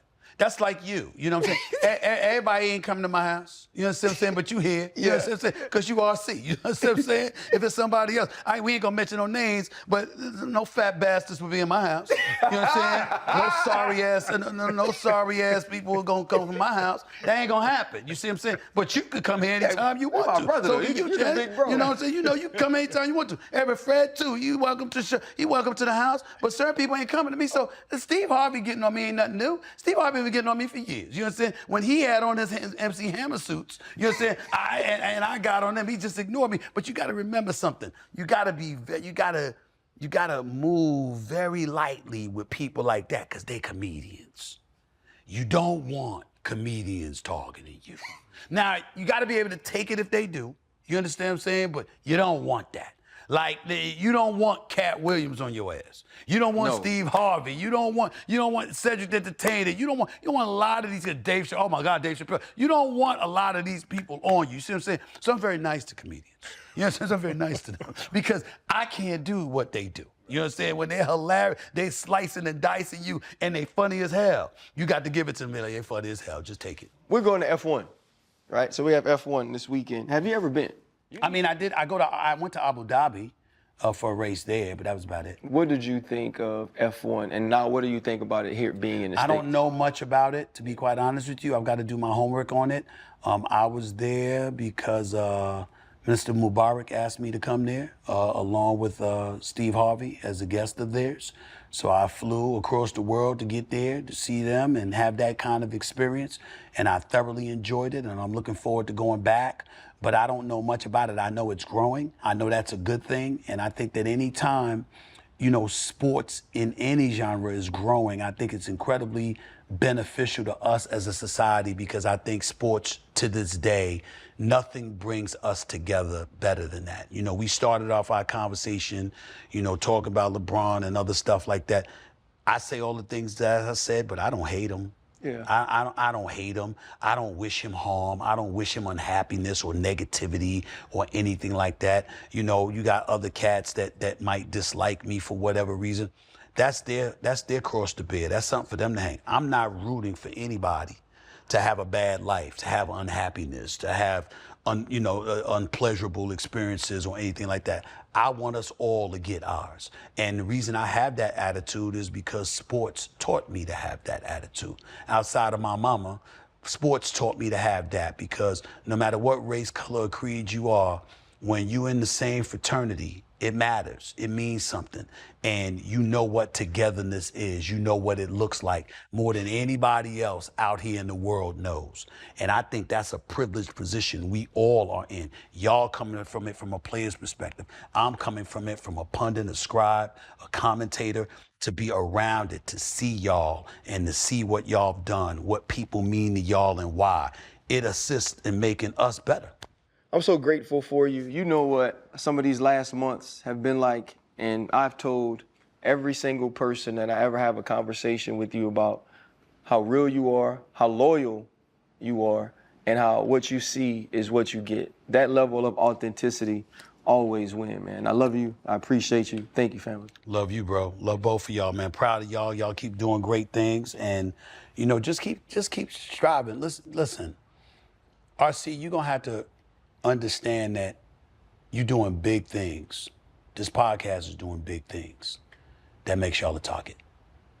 Because unfortunately in this world, on far too many occasions, people's definition of happiness is bringing others down to their level of misery instead of elevating themselves to your level of satisfaction, contentment, happiness, etc.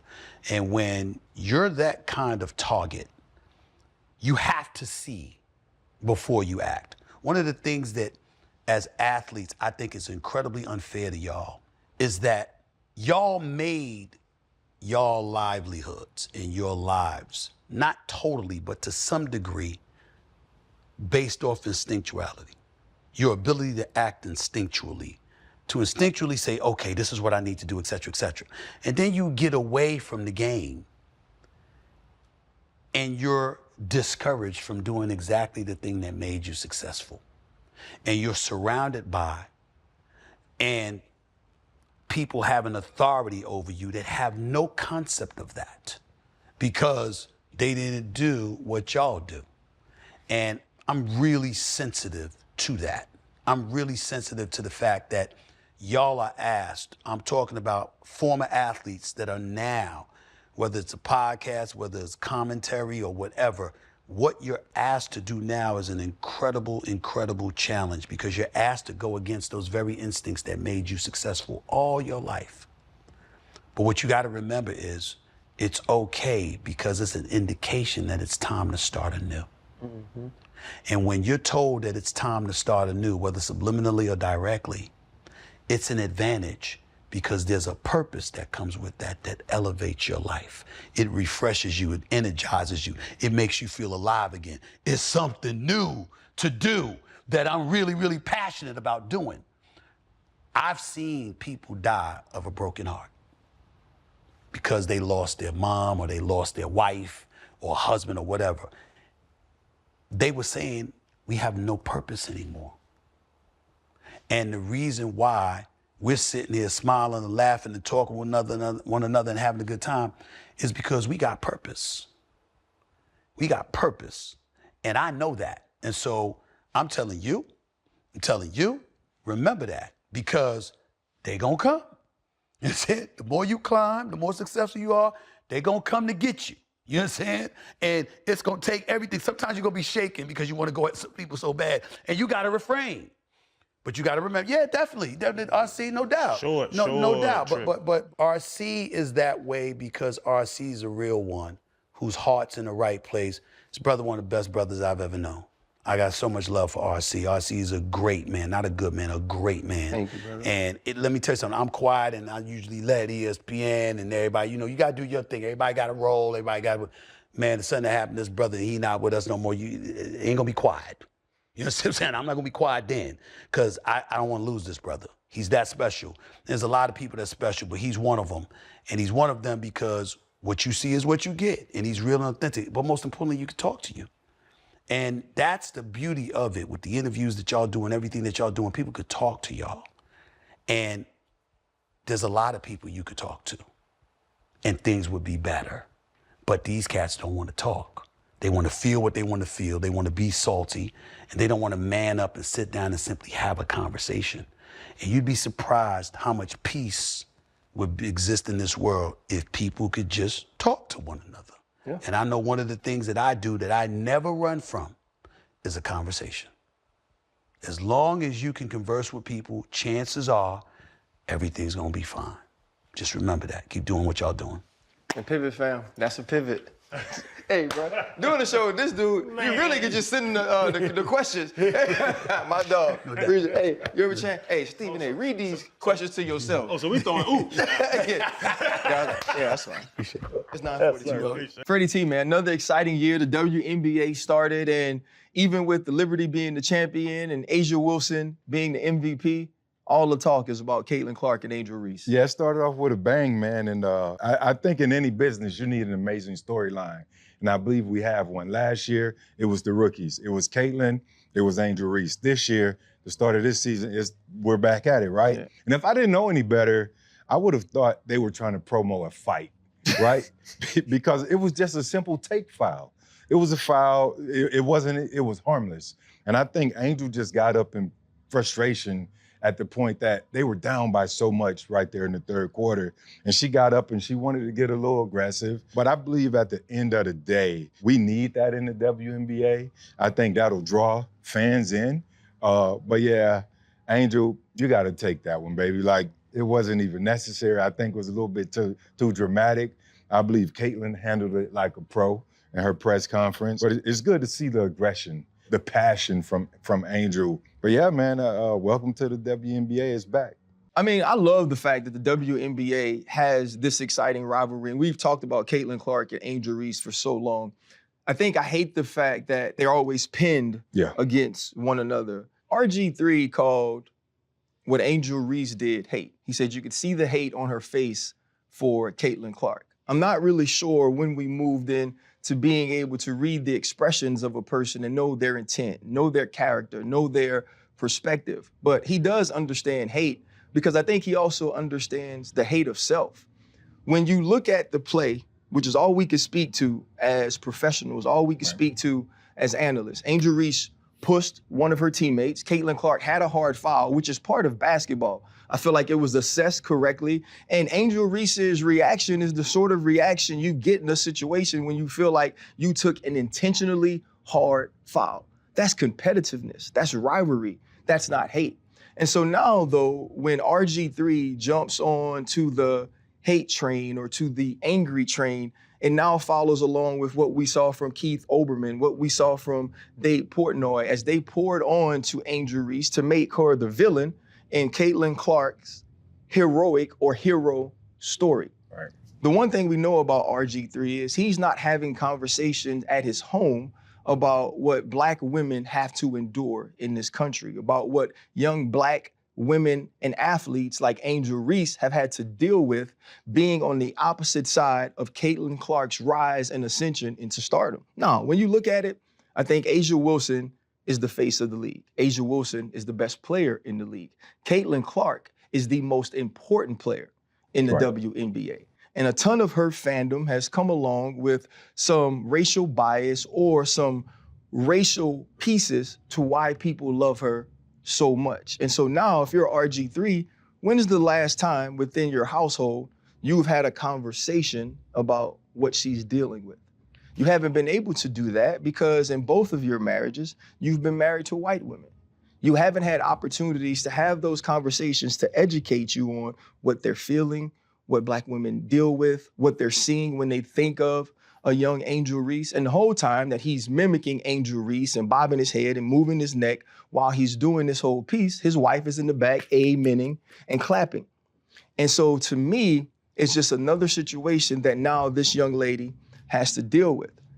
When I worked with RG3, he would make all of these sort of corny jokes about milk and how much he loved it and how important it was. And he always points out on social media the color of his wife's skin, as if the color of her skin is what makes her special, as if the color of her skin is what makes her a good wife. I've met the lady, I've had a conversation with her. Right. I think she's more than that. But it also leads to what Black women deal with a lot from Black men who have chose to date or marry outside of their race. They always feel like they have to go the extra mile to prop up the woman that they're married or the woman that they're with over Black women by denigrating Black women. I feel like we should have an opportunity to move past that and understand that Angel Reese can be great in her own right, as Caitlin Clark is as well. Caitlin Clark is a likable and lovable superstar. She pays homage to the stars of the past. She pays homage to the Black women that have come before her. And now she is carrying the mantle forward. So there's no need to pin those two against each other and paint them based on stereotypical tropes. And I think this is what I'd like RG3 to know, that no matter how much he continues to echo the microaggressions of racists, he'll be no less Black than me. Everybody's looking.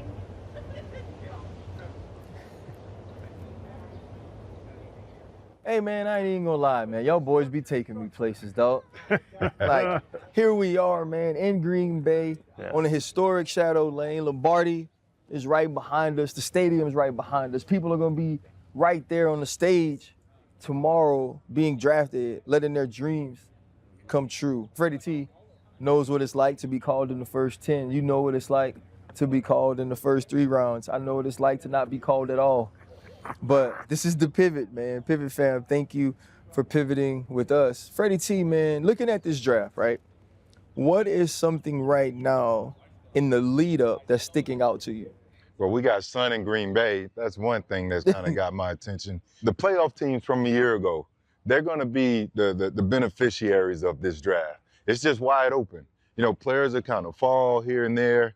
If you're in the top 5, top 10, anything can happen. I think those later teams are going to be able to take advantage of, you know, not knowing where quarterbacks are going. You got a lot of cornerbacks.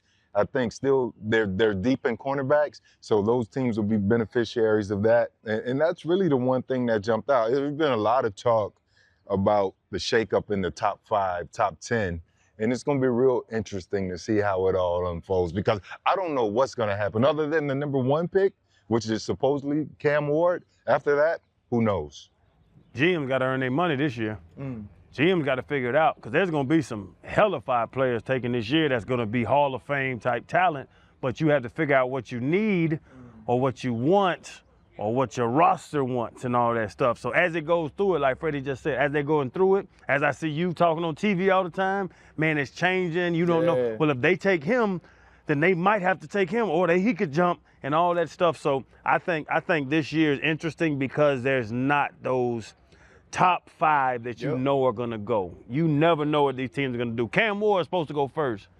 But I ain't hear nobody from the Titans say that. No, they said it. They said flat out going first. It is done. Cam Ward to the Titans is done. Is number 1. So now we got 2 through 270. What's gonna happen? But I think this year the GMs are really gonna have to earn their pay. You know, to me, the interesting sort of piece of this draft is the Shedeur Sanders piece.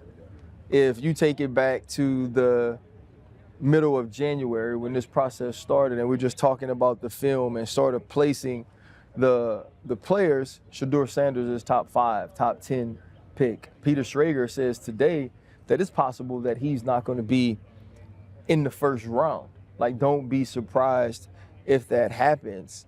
You know, Chan, the chatter around him, do you find it, or how unusual do you find it that a player of his stature has sort of been attacked in the media the way he has, and now his stock continues to plummet?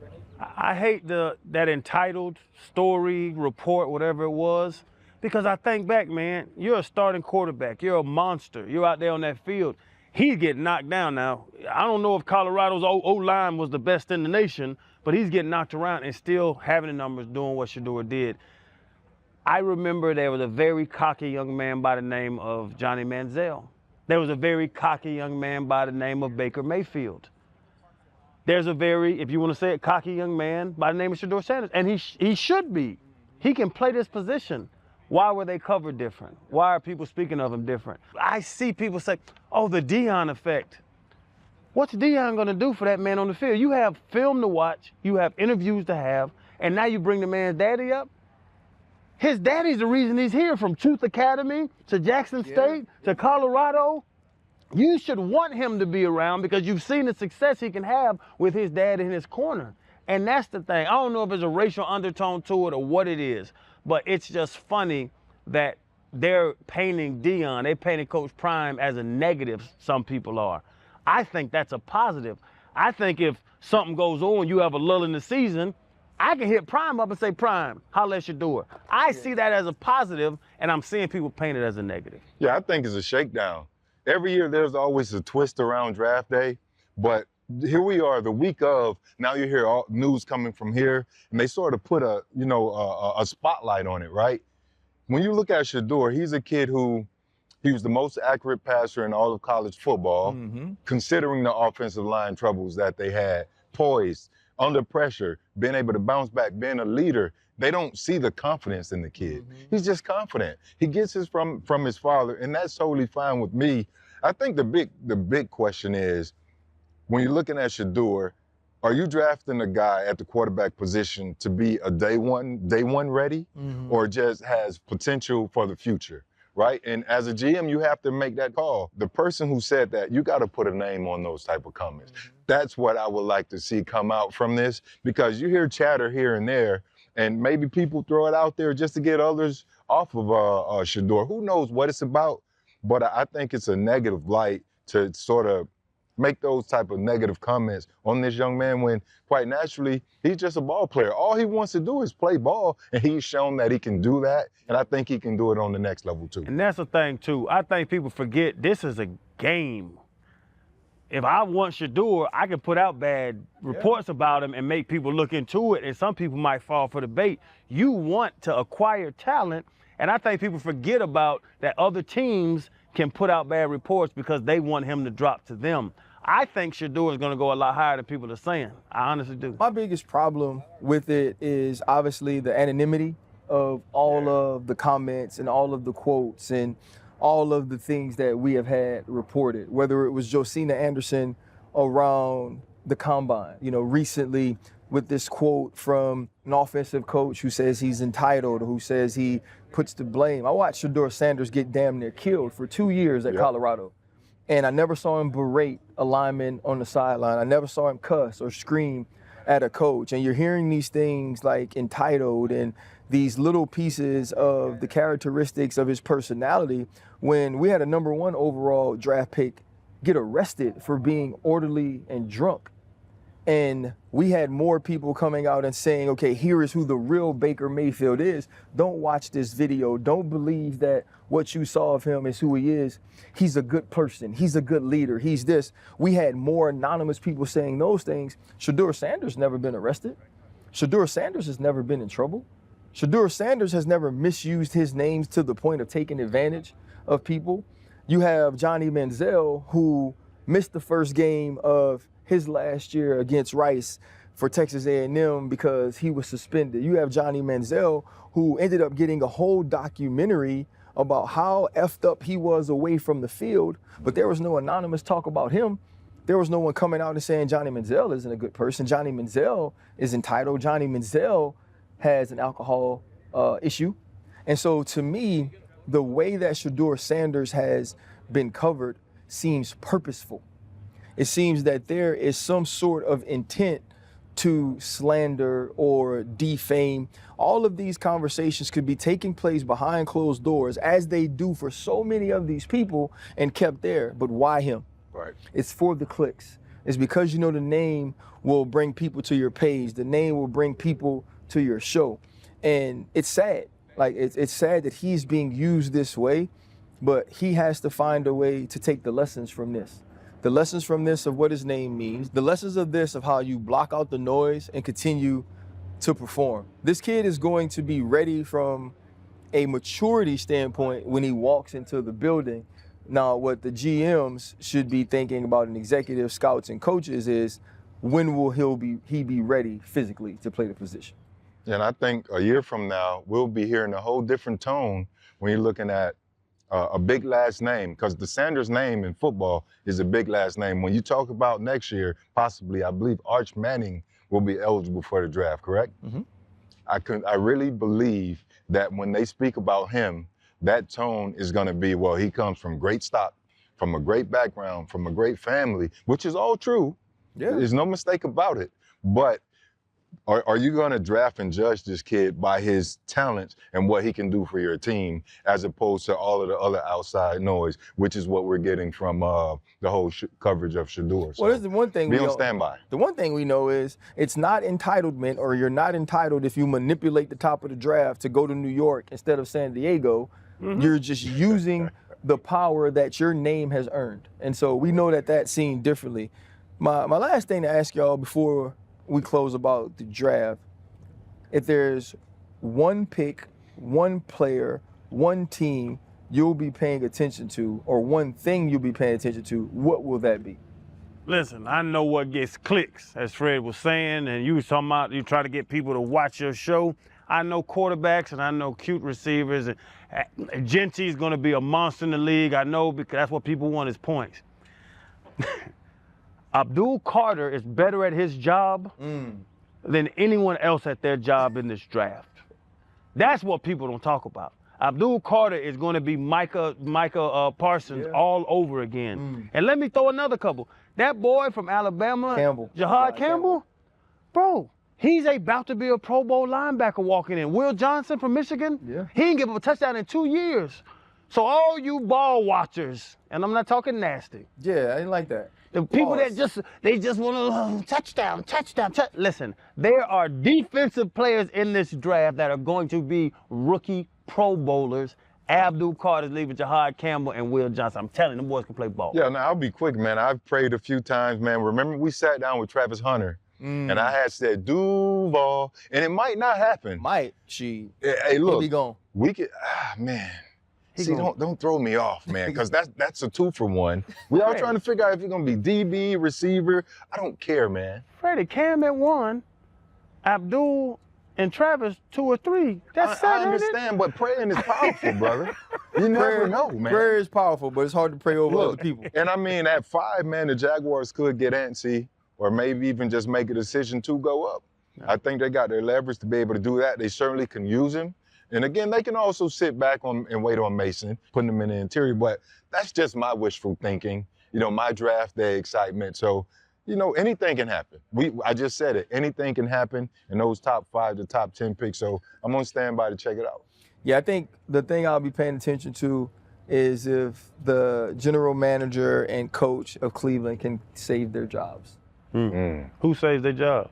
I don't know. That's the thing. When your owner comes out and says, we have to fix a big swing and a miss on Deshaun Watson while he's still in your locker room, that's a problem. Wow. That's letting you know that your decision-making, the conversations you had were wrong. Now, how do you fix that? That money is still in that locker room. That player is still in that locker room. You've admitted that failure. How do you fix it? Is it we trade away the second pick and we get more draft picks, pick a quarterback late in the first round and add around the team? Is it I pick Travis Hunter and I get another I get a quarterback early in the second round? They have to figure out a way to fix what they broke on purpose. And to their credit, at that time, many people thought he was the second best quarterback in the world the last time they saw him play. That changed. And so to me, it's how do you fix that? And then whether it's he's drafted, he gets an undrafted free agent and signs a contract, I'm excited, man. This year Jordan's coming out in the draft. His first birthday was on the Saturday of the 2002 draft, my draft. Wow. I was freaking making hot dogs and cutting cakes and running around with kids. And so to now fast forward to this year and he has that opportunity, I'm really excited. I'm not nervous. I feel grateful. I feel blessed. And we'll see, how that goes. You had hot dogs at a birthday party? Yeah. Glizzies. It's hot dogs. It's for kids. Glizzies. It's for kids, guys. Hey, we got more for y'all this week. Show drops Friday. We'll watch the draft, talk a little bit about the things that are going on, and we'll have some more stuff for you. Pivot fam, again, thank y'all for pivoting with us. Peace. Guys in Houston, man, welcome to the show again. This is Channing Crowder, Fred Taylor, and Ryan Clark. Pivot fam, thank you for pivoting with us. Bro, since we spoke to you, you become an Olympic medalist. You finally get over there, man, you get that medal. What was that experience like for you, especially with somebody like Jagger as well, as you two guys being able to feed off of each other? Yeah, the Olympics was sick, man. It was nice to go out there and get a little bit of little taste of redemption from the first time around in Tokyo. And this time, I feel like it being in Paris, I knew it was going to be special out there. The venue was super sick, and man, whenever there's a contest that big, everyone's going to be putting down some gnarly tricks, and that's exactly what happened. I landed one of the best runs I've probably ever landed in a contest. And then I think I was leading going into the finals, and then landed a couple tricks in the finals, wasn't able to put down my last main trick I was trying to land, and then Jagger landed an insane trick that I don't even know if he ever landed that trick before. Right. And then it was just, the contest was all over the place, because I was like, oh shit, I'm in a good spot to win this, but I gotta land this last trick, and then I was like, oh shit, maybe Jagger's gonna win this, and then Yuto came in with that Japanese clutch. Yeah. Clutch mentality and made it happen. But no matter the outcome, I'm stoked to get a medal out there and stoked to represent my country and land some tricks out there. That's awesome. Hey, bro, your stars continue to rise. We talked to you a couple years ago, and now if you look up pro skating, it's you and Tony Hawk as the names that come up first. Oh, yeah? That's what it is. If you Google it, it's you and Tony Hawk come up. Yeah. There has to be some pressure that you're holding down a whole sport, and you're really the only one still doing it at a high level, because Tony, 58 somewhere? Yeah. To hold down a whole sport, be the name of a whole sport. Yeah, no, definitely. the pressure is always felt out there, even just within myself, because I've always been competitive, you know? It's almost 20 years now that I've been skating pro contests. Actually, this might be the 20th year, because I'm 30. I skated my first X Games when I was 11. Yep. So at this point, I try my hardest to tell myself, like, all right, like, have a little more fun out there. Don't, you know, have high expectations and stuff. But when it comes down to it, when the contest starts, you guys know how it is. You get into that competitive mentality and do everything you can to make it happen. But at this point, it's really just longevity that I'm like most worried about. And I think that's something that's really sick that Tony's done. Yeah. Is like being at an older age and like still skating actually, and like pushing himself to like do tricks and posting about it and showing people that like it's not always about winning the contest and doing the hardest tricks out there, but just like having fun on your board and skating for as long as possible. You're a 15-time gold medalist in the X Games, right? Then you go over to Tokyo, you play 7, you got that out the way. You came back and medal bronze in Paris. Like, from a mindset standpoint, what's the biggest difference? Because skateboarding is a small community of you guys. Like, we were out here watching you practice earlier. Yeah. And everybody knows everybody, chopping up, having a good time. And I'm sure that some carryover to the Olympics. Yeah. So what's the biggest difference in competing on that stage versus this stage? I mean, obviously the nerves. You know, you're not only skating to win or to get a podium or whatever, but you're skating for your country, and that's the part that like really puts on the nerves. But also, I think that's the part that gets you hyped out there. And it was sick because the men's contest in Olympics got pushed back 2 days because of rain in Paris, and then the day before, we got to watch all the women compete out there, and just sitting in the, like, I was in the stands sitting with all the boys from the USA team and just watching the girls out there ripping and like watching the different sections of the crowd and the countries cheering for them. Like, that was something I've never really seen in skateboarding before. And it's definitely a special feeling. When it comes down to it, like, skateboarding is very hit or miss with a lot of the tricks we're doing out there. It's like some days you're gonna feel better than others, mentally and physically. And sometimes you're gonna land that trick you really wanna land, sometimes you're not. It's like, it's too technical to even pinpoint what exactly went wrong. Sometimes you just gotta face the fact that, like, you know, sometimes you're gonna put it down, sometimes it's not gonna happen. Being around some of the greatest athletes around the world, even American athletes, like the opening night, the opening ceremony, and just being in the Olympic Village, like, what was that feeling like?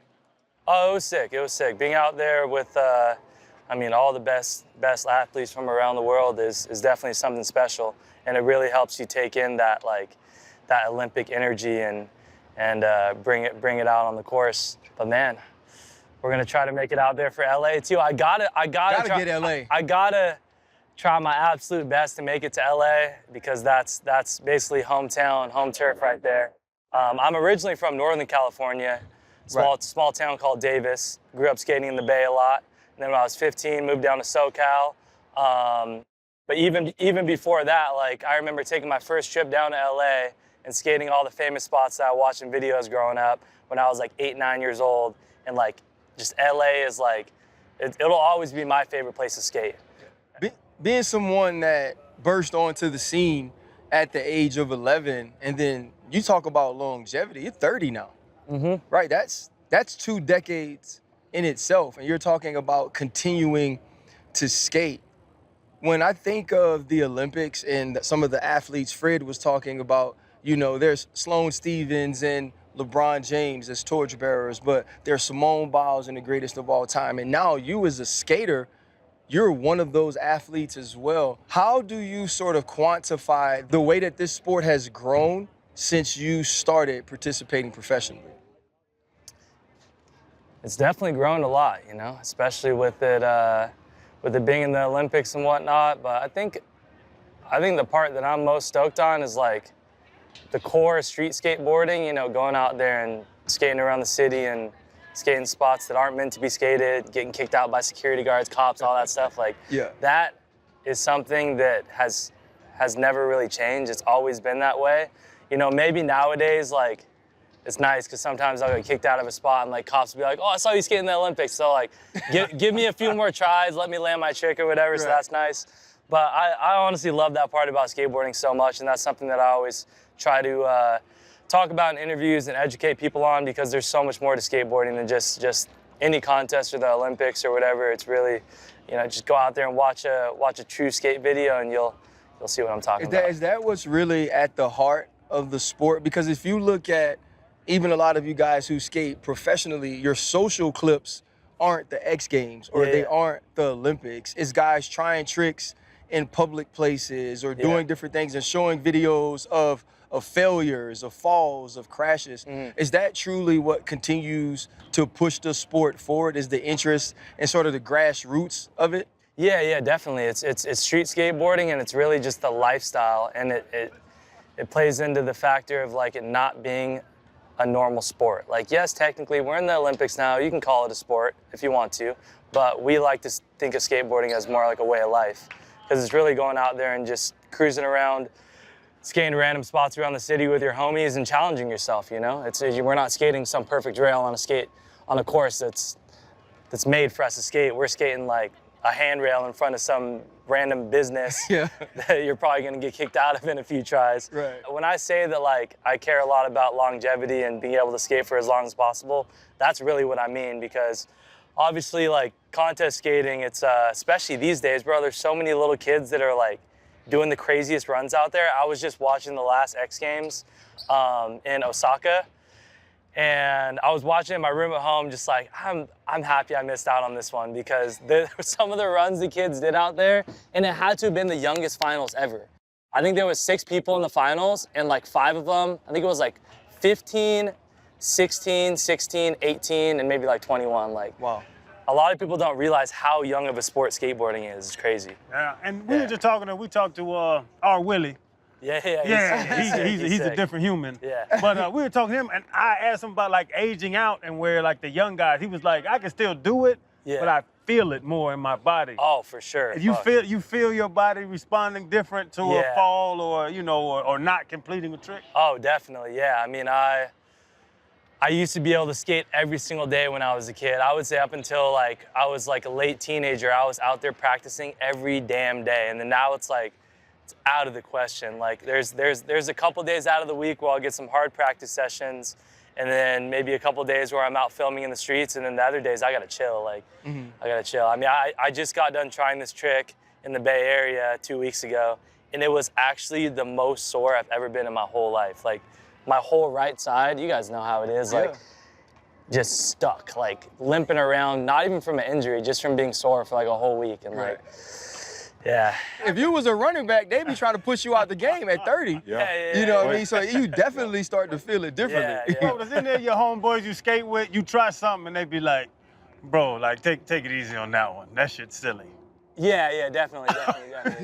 Yeah. How often does that happen where they're like, bro, that's not possible? I mean, I'm pretty strategic with picking my battles and choosing what tricks I do out in the contest or in the streets or whatever. But I mean, yeah, the homies are always looking out for each other. So sometimes if I see one of my boys is about to like try some trick that's dangerous but like not really worth it, I'm like, you don't need this one. We'll find a better spot for it. there's I don't know what it is. I'm trying to pinpoint it, but there is something different about you right now, bro. From the first time we sat down, and I know we were in a darkly lit restaurant. Yeah. Now we're in your arena. Yeah. Like you seem more enthusiastic, like more outgoing, happy, excited about something. Has something changed over the last couple years since we last sat down? I would say if anything has changed, maybe some of that like pressure just being lifted off my shoulders of like feeling like I need to go out there and win or prove anything. You know, I try to be a lot more laid back and easy on myself nowadays, and really just more being thankful to still be out here after skating these contests for 20 years now, you know? It's really just being thankful. You know, you mentioned not being so hard on yourself. We were out here for a lot of the practice. No one was more locked in than you were. Like, there were guys coming over talking to us, like clowning, like dudes falling and laughing. Like, I'd watch you try a trick, you get off the rail, you go wax the rail, or you tend to your skateboard, you get back up, you'd be focused. For you, what's kept that intensity on continuing to work on your craft so high for you after 20 years? I think it's really just like wanting to stay good at skateboarding for as long as possible. Like even when I'm out here at practice, it's not only like practicing a run for the contest, it's like keeping your skills up, because those skills will leave you real fast. Yeah. Like you won't skate for a couple weeks, or you'll feel it. You'll be rolling up to the rail and you're like, oh shit, like do I got this? Like is the confidence there? And like Right. you really gotta stay on top of it. And it's good, man. It really makes me push yourself out there. A cat came over, he was talking to us, he was trying to teach us how to skateboard. It didn't really work out Oh, well. that's my boy, Damo. Yeah, that's my boy. super cool. And you know, he was just talking about it and he goes, you know, like Naja, like my dog, like he's a prodigy. And we don't have those in football. You know, like we have dudes who, you know, were really good, really early professionally, like rookie, second year, but we don't call cats prodigy. Yeah. Like you have that in jiu-jitsu and mixed martial arts. How much of that was a ton of pressure on you when you start so well, so successfully early, and people start to project or expect things from you, and then every time you show up, you feel like you got to go do that? Yeah. I felt it a ton when I was a kid, honestly. A lot more than I do nowadays. And this goes all the way back to my dad being super hard on me when I was skating my first contest when I was like 6, 7 years old. And he did not want me to lose. Like losing was not an option. But then once you get into those like tougher like amateur contests and then pro contests, like you're not gonna go out there and win every time, especially as a little kid. And I had to fight so hard to get my first big win. I skated my first X Games when I was 11. I made it to the finals. I think I got like 6th. And then the few years after that, I got like so many second places, so many third places. And then when I was 15, it was the first ever street league contest in Arizona. And I finally got that big win. And I was like, man, all right, here we go. Yeah. Now it's going.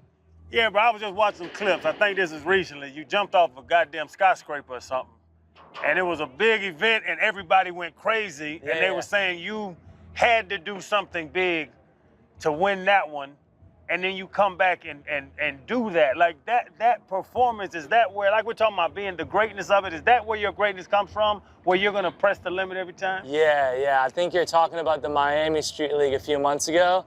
And man, that was a clutch win, because that was like what you call like a buzzer beater basically right there, because it's like you gotta land that last trick if you want the win. And the homie Gustavo, who I was battling with, he landed like I was in first basically the whole contest, and then the last try he landed like an insanely technical trick, and I was like, oh shit, like I really gotta throw something down right now. And that's a crazy feeling being in that moment, because it's like it's such a crazy mix of pressure and just like hype, you know? Yeah. I got my headphones on, I'm just throwing on some tunes and just getting as hyped as possible and trying to like block everything out. But when you roll away from a trick in that moment, that's a special feeling right there. It's like, it's hard to get that feeling anywhere else in life. And I think that's something that we're all pushing for, you know, to replicate and happen over and over. You said, oh, I'm losing. I'm about to jump off the top of a library. Oh, yep. Whatever it Bro, takes. you was way the hell up there. I don't know how tall it was. Whatever it takes, man. Whatever it takes. You got to go for it. Naj, is there a clutch gene in skating and skateboarding? You know, like we always talk about Tom Brady, 2-minute drill, or Michael Jordan, last second buzzer beaters. Even when I was listening to you tell the story of the Olympics, she was like, man, I had a great run, and then, you know, Jagger had a great run. Like you talked about all these things. Is there such thing as a clutch gene in skateboarding where you have to pull out or be your greatest in the most important times late in those competitions? Yeah, there definitely is. I mean, I feel like there's only been a few guys that have had some really clutch moments like that. And it's not easy, man. It's not easy to drop in for that last trick and like block out everything and not feel nervous. And it's all in our legs too. And like, you guys know, it's like when something's that technical, like happening in your legs get shaky at all, or they're nervous a little bit, and you're not landing shit. It's not happening. So, I feel like it's really being able to stay calm in that moment and not overthink, that has a lot to do with it. Yeah, you know, I know like even, and I don't know how it is for Fred as a running back, but I know me, Chan, playing defense, when you get to those 2-minute drills, bro, and the offense is coming to the line quickly and you trying to get the calls, your adrenaline is high, your breath is short. All of these things are starting to mount, but for you, you by yourself. We could get a sack and now I don't have to cover. A linebacker could make a play and bail me out. For you, it's like, man, I got to show up in this moment, in this time, by myself. And I think that's what's amazing about your sport and what you've been able to do over such a long period of time. Between this year's X Games and in preparation for the 2028 Olympics in LA that you mentioned earlier, like what are you going to be doing in between that time? For the next year or 2 years, I'm mainly focusing on street skateboarding, putting out as many good video parts as possible. Nike is actually working on a big video with like the majority of their main guys on SB. That's gonna come out into next year. So I'll be going like full force for that, all in. I got a video dropping in a couple weeks on the Thrasher website for my brand, Disorder Skateboards. So that's the main focus. And then throughout those years too, there's gonna be the first Olympic qualifier events. I'm gonna skate my first one in a few months. It's in Washington. And then we gotta start gathering up those points. It's crazy that they make it such a long qualifier series, you know? Like I know some sports you do one or two events and then that determines who makes it. But with skating, it's like a whole like few years with like a few events each year. And you kind of got to be consistent and like place good at all of them. But that keeps you focused and tapped in, right? Yeah, it's a good thing. It's a good thing. Like that's when it comes to contests, if there's like a lot of them like back to back or something, obviously it's a lot to like, you know, a lot on the body to keep up with it and be there and perform at a high level. But at the end of it, I'm like, every time I skate a contest, I'm just keeping my skills that much more on point. Right. Yeah. And as you talk about it, because you're 30, you ain't old, but you know what I'm saying, you getting up there, you talking about on soccer where you're looking at these young kids do it. Like, is there some people out there where you're like, you know, the Leonardo DiCaprio meme where you're watching stuff like, oh, Lord, man, this man's coming to get me. Oh, yeah, man, it happens all the time these days. And like, every contest, there's like a new kid that's doing some crazy stuff out there. It's wild. There's so many of them now. Especially overseas, like, man, all the Japanese kids are just next level. There's so many of them, I can't even count now. There's a new kid out of Korea that's like doing the most technical tricks out there. He's only 16. So it's wild, man. I feel like a lot of people don't realize really how young skateboarding is. Yeah, it really is. It's a young man's game for sure. But I just remember like hearing about you early on, and there was a lifestyle that was attached to you, right? Obviously, you know, handsome, successful early, and there's ways you can live young away from skating and still come do it and be great. Yeah. You've changed that. You know, we met you with Shervine, and obviously we're close to Shahab and Durana over at Symbiotica, and you've changed your diet, you've changed the way you use supplements. How important has that been in you continuing to stay sharp? Yeah, I definitely give some thanks to him for that because he kind of really started my whole like health journey. And I'm way more into it these days. Like I got so many vitamins and supplements that I take every day now, and I'm on top of it. Like mainly Shervine's products, Symbiotica. But yeah, it's helping me feel good, helping me stay young. Now I'm just saying I'm getting younger, not older. You know, the other thing about Tony Hawk was I'm a black man that played football. We knew Tony Hawk. We went out and bought the game on the consoles. How important is it for you to continue building a brand, to not only continue to skate well, but to build a brand that there's that name recognition that Nyjah Huston is synonymous with great skateboarding, but skateboarding and skating culture? Yeah, that's definitely something that's important, and it's something that's actually been in a lot of conversations lately. So there's some good stuff in the works as far as like, you know, different film ideas and contest ideas, throwing my own contest soon here. So I don't want to give it away too much, but there's a lot of good things in the works. It's the place to give it away, though. Hey, man, let me hold $5. No, there's some good stuff in the works for sure. Nah, man, listen, I know this is a busy time for you, X Games this weekend, bro. We just appreciate you sitting down again. I used to tell Alicia all the time. I was like, if I could have one opportunity to sit with somebody again, I wanted it to be you. I wanted us to be better. Thank you, I bro. wanted us to have a better vibe, but also too, man, to celebrate how far you've come, even from the last time we sat down with you, bro. It's awesome to see you continue to grow, you continue to excel, but the world get opportunity to take notice. Yep. Appreciate you guys. Man, thank you, family. Hell yeah. Thank you, man. Appreciate you, bro. Yeah, boys. Yes, sir. We was in LA stuck on that ooh la la. Man, my damn back hurts so bad. We gotta take a picture. Damn, you actually got buckled like that? What's Damn, that? bro. I tried to roll up smooth. Yeah, was it right here? Yup, Yeah, right so there. I went down this shit, ramp bro. and I went to hit that one and that shit Did slipped you guys, under my you guys damn film it feet. at least? Yo, we or got what? it. We good? Ah! He's hurting, bro. I'm hurting for real. He He's hurt, hurting, man. yeah. Stuff, he old. I'm 42, You know man. how I feel. You fall at 30, bro. I don't work out a bit.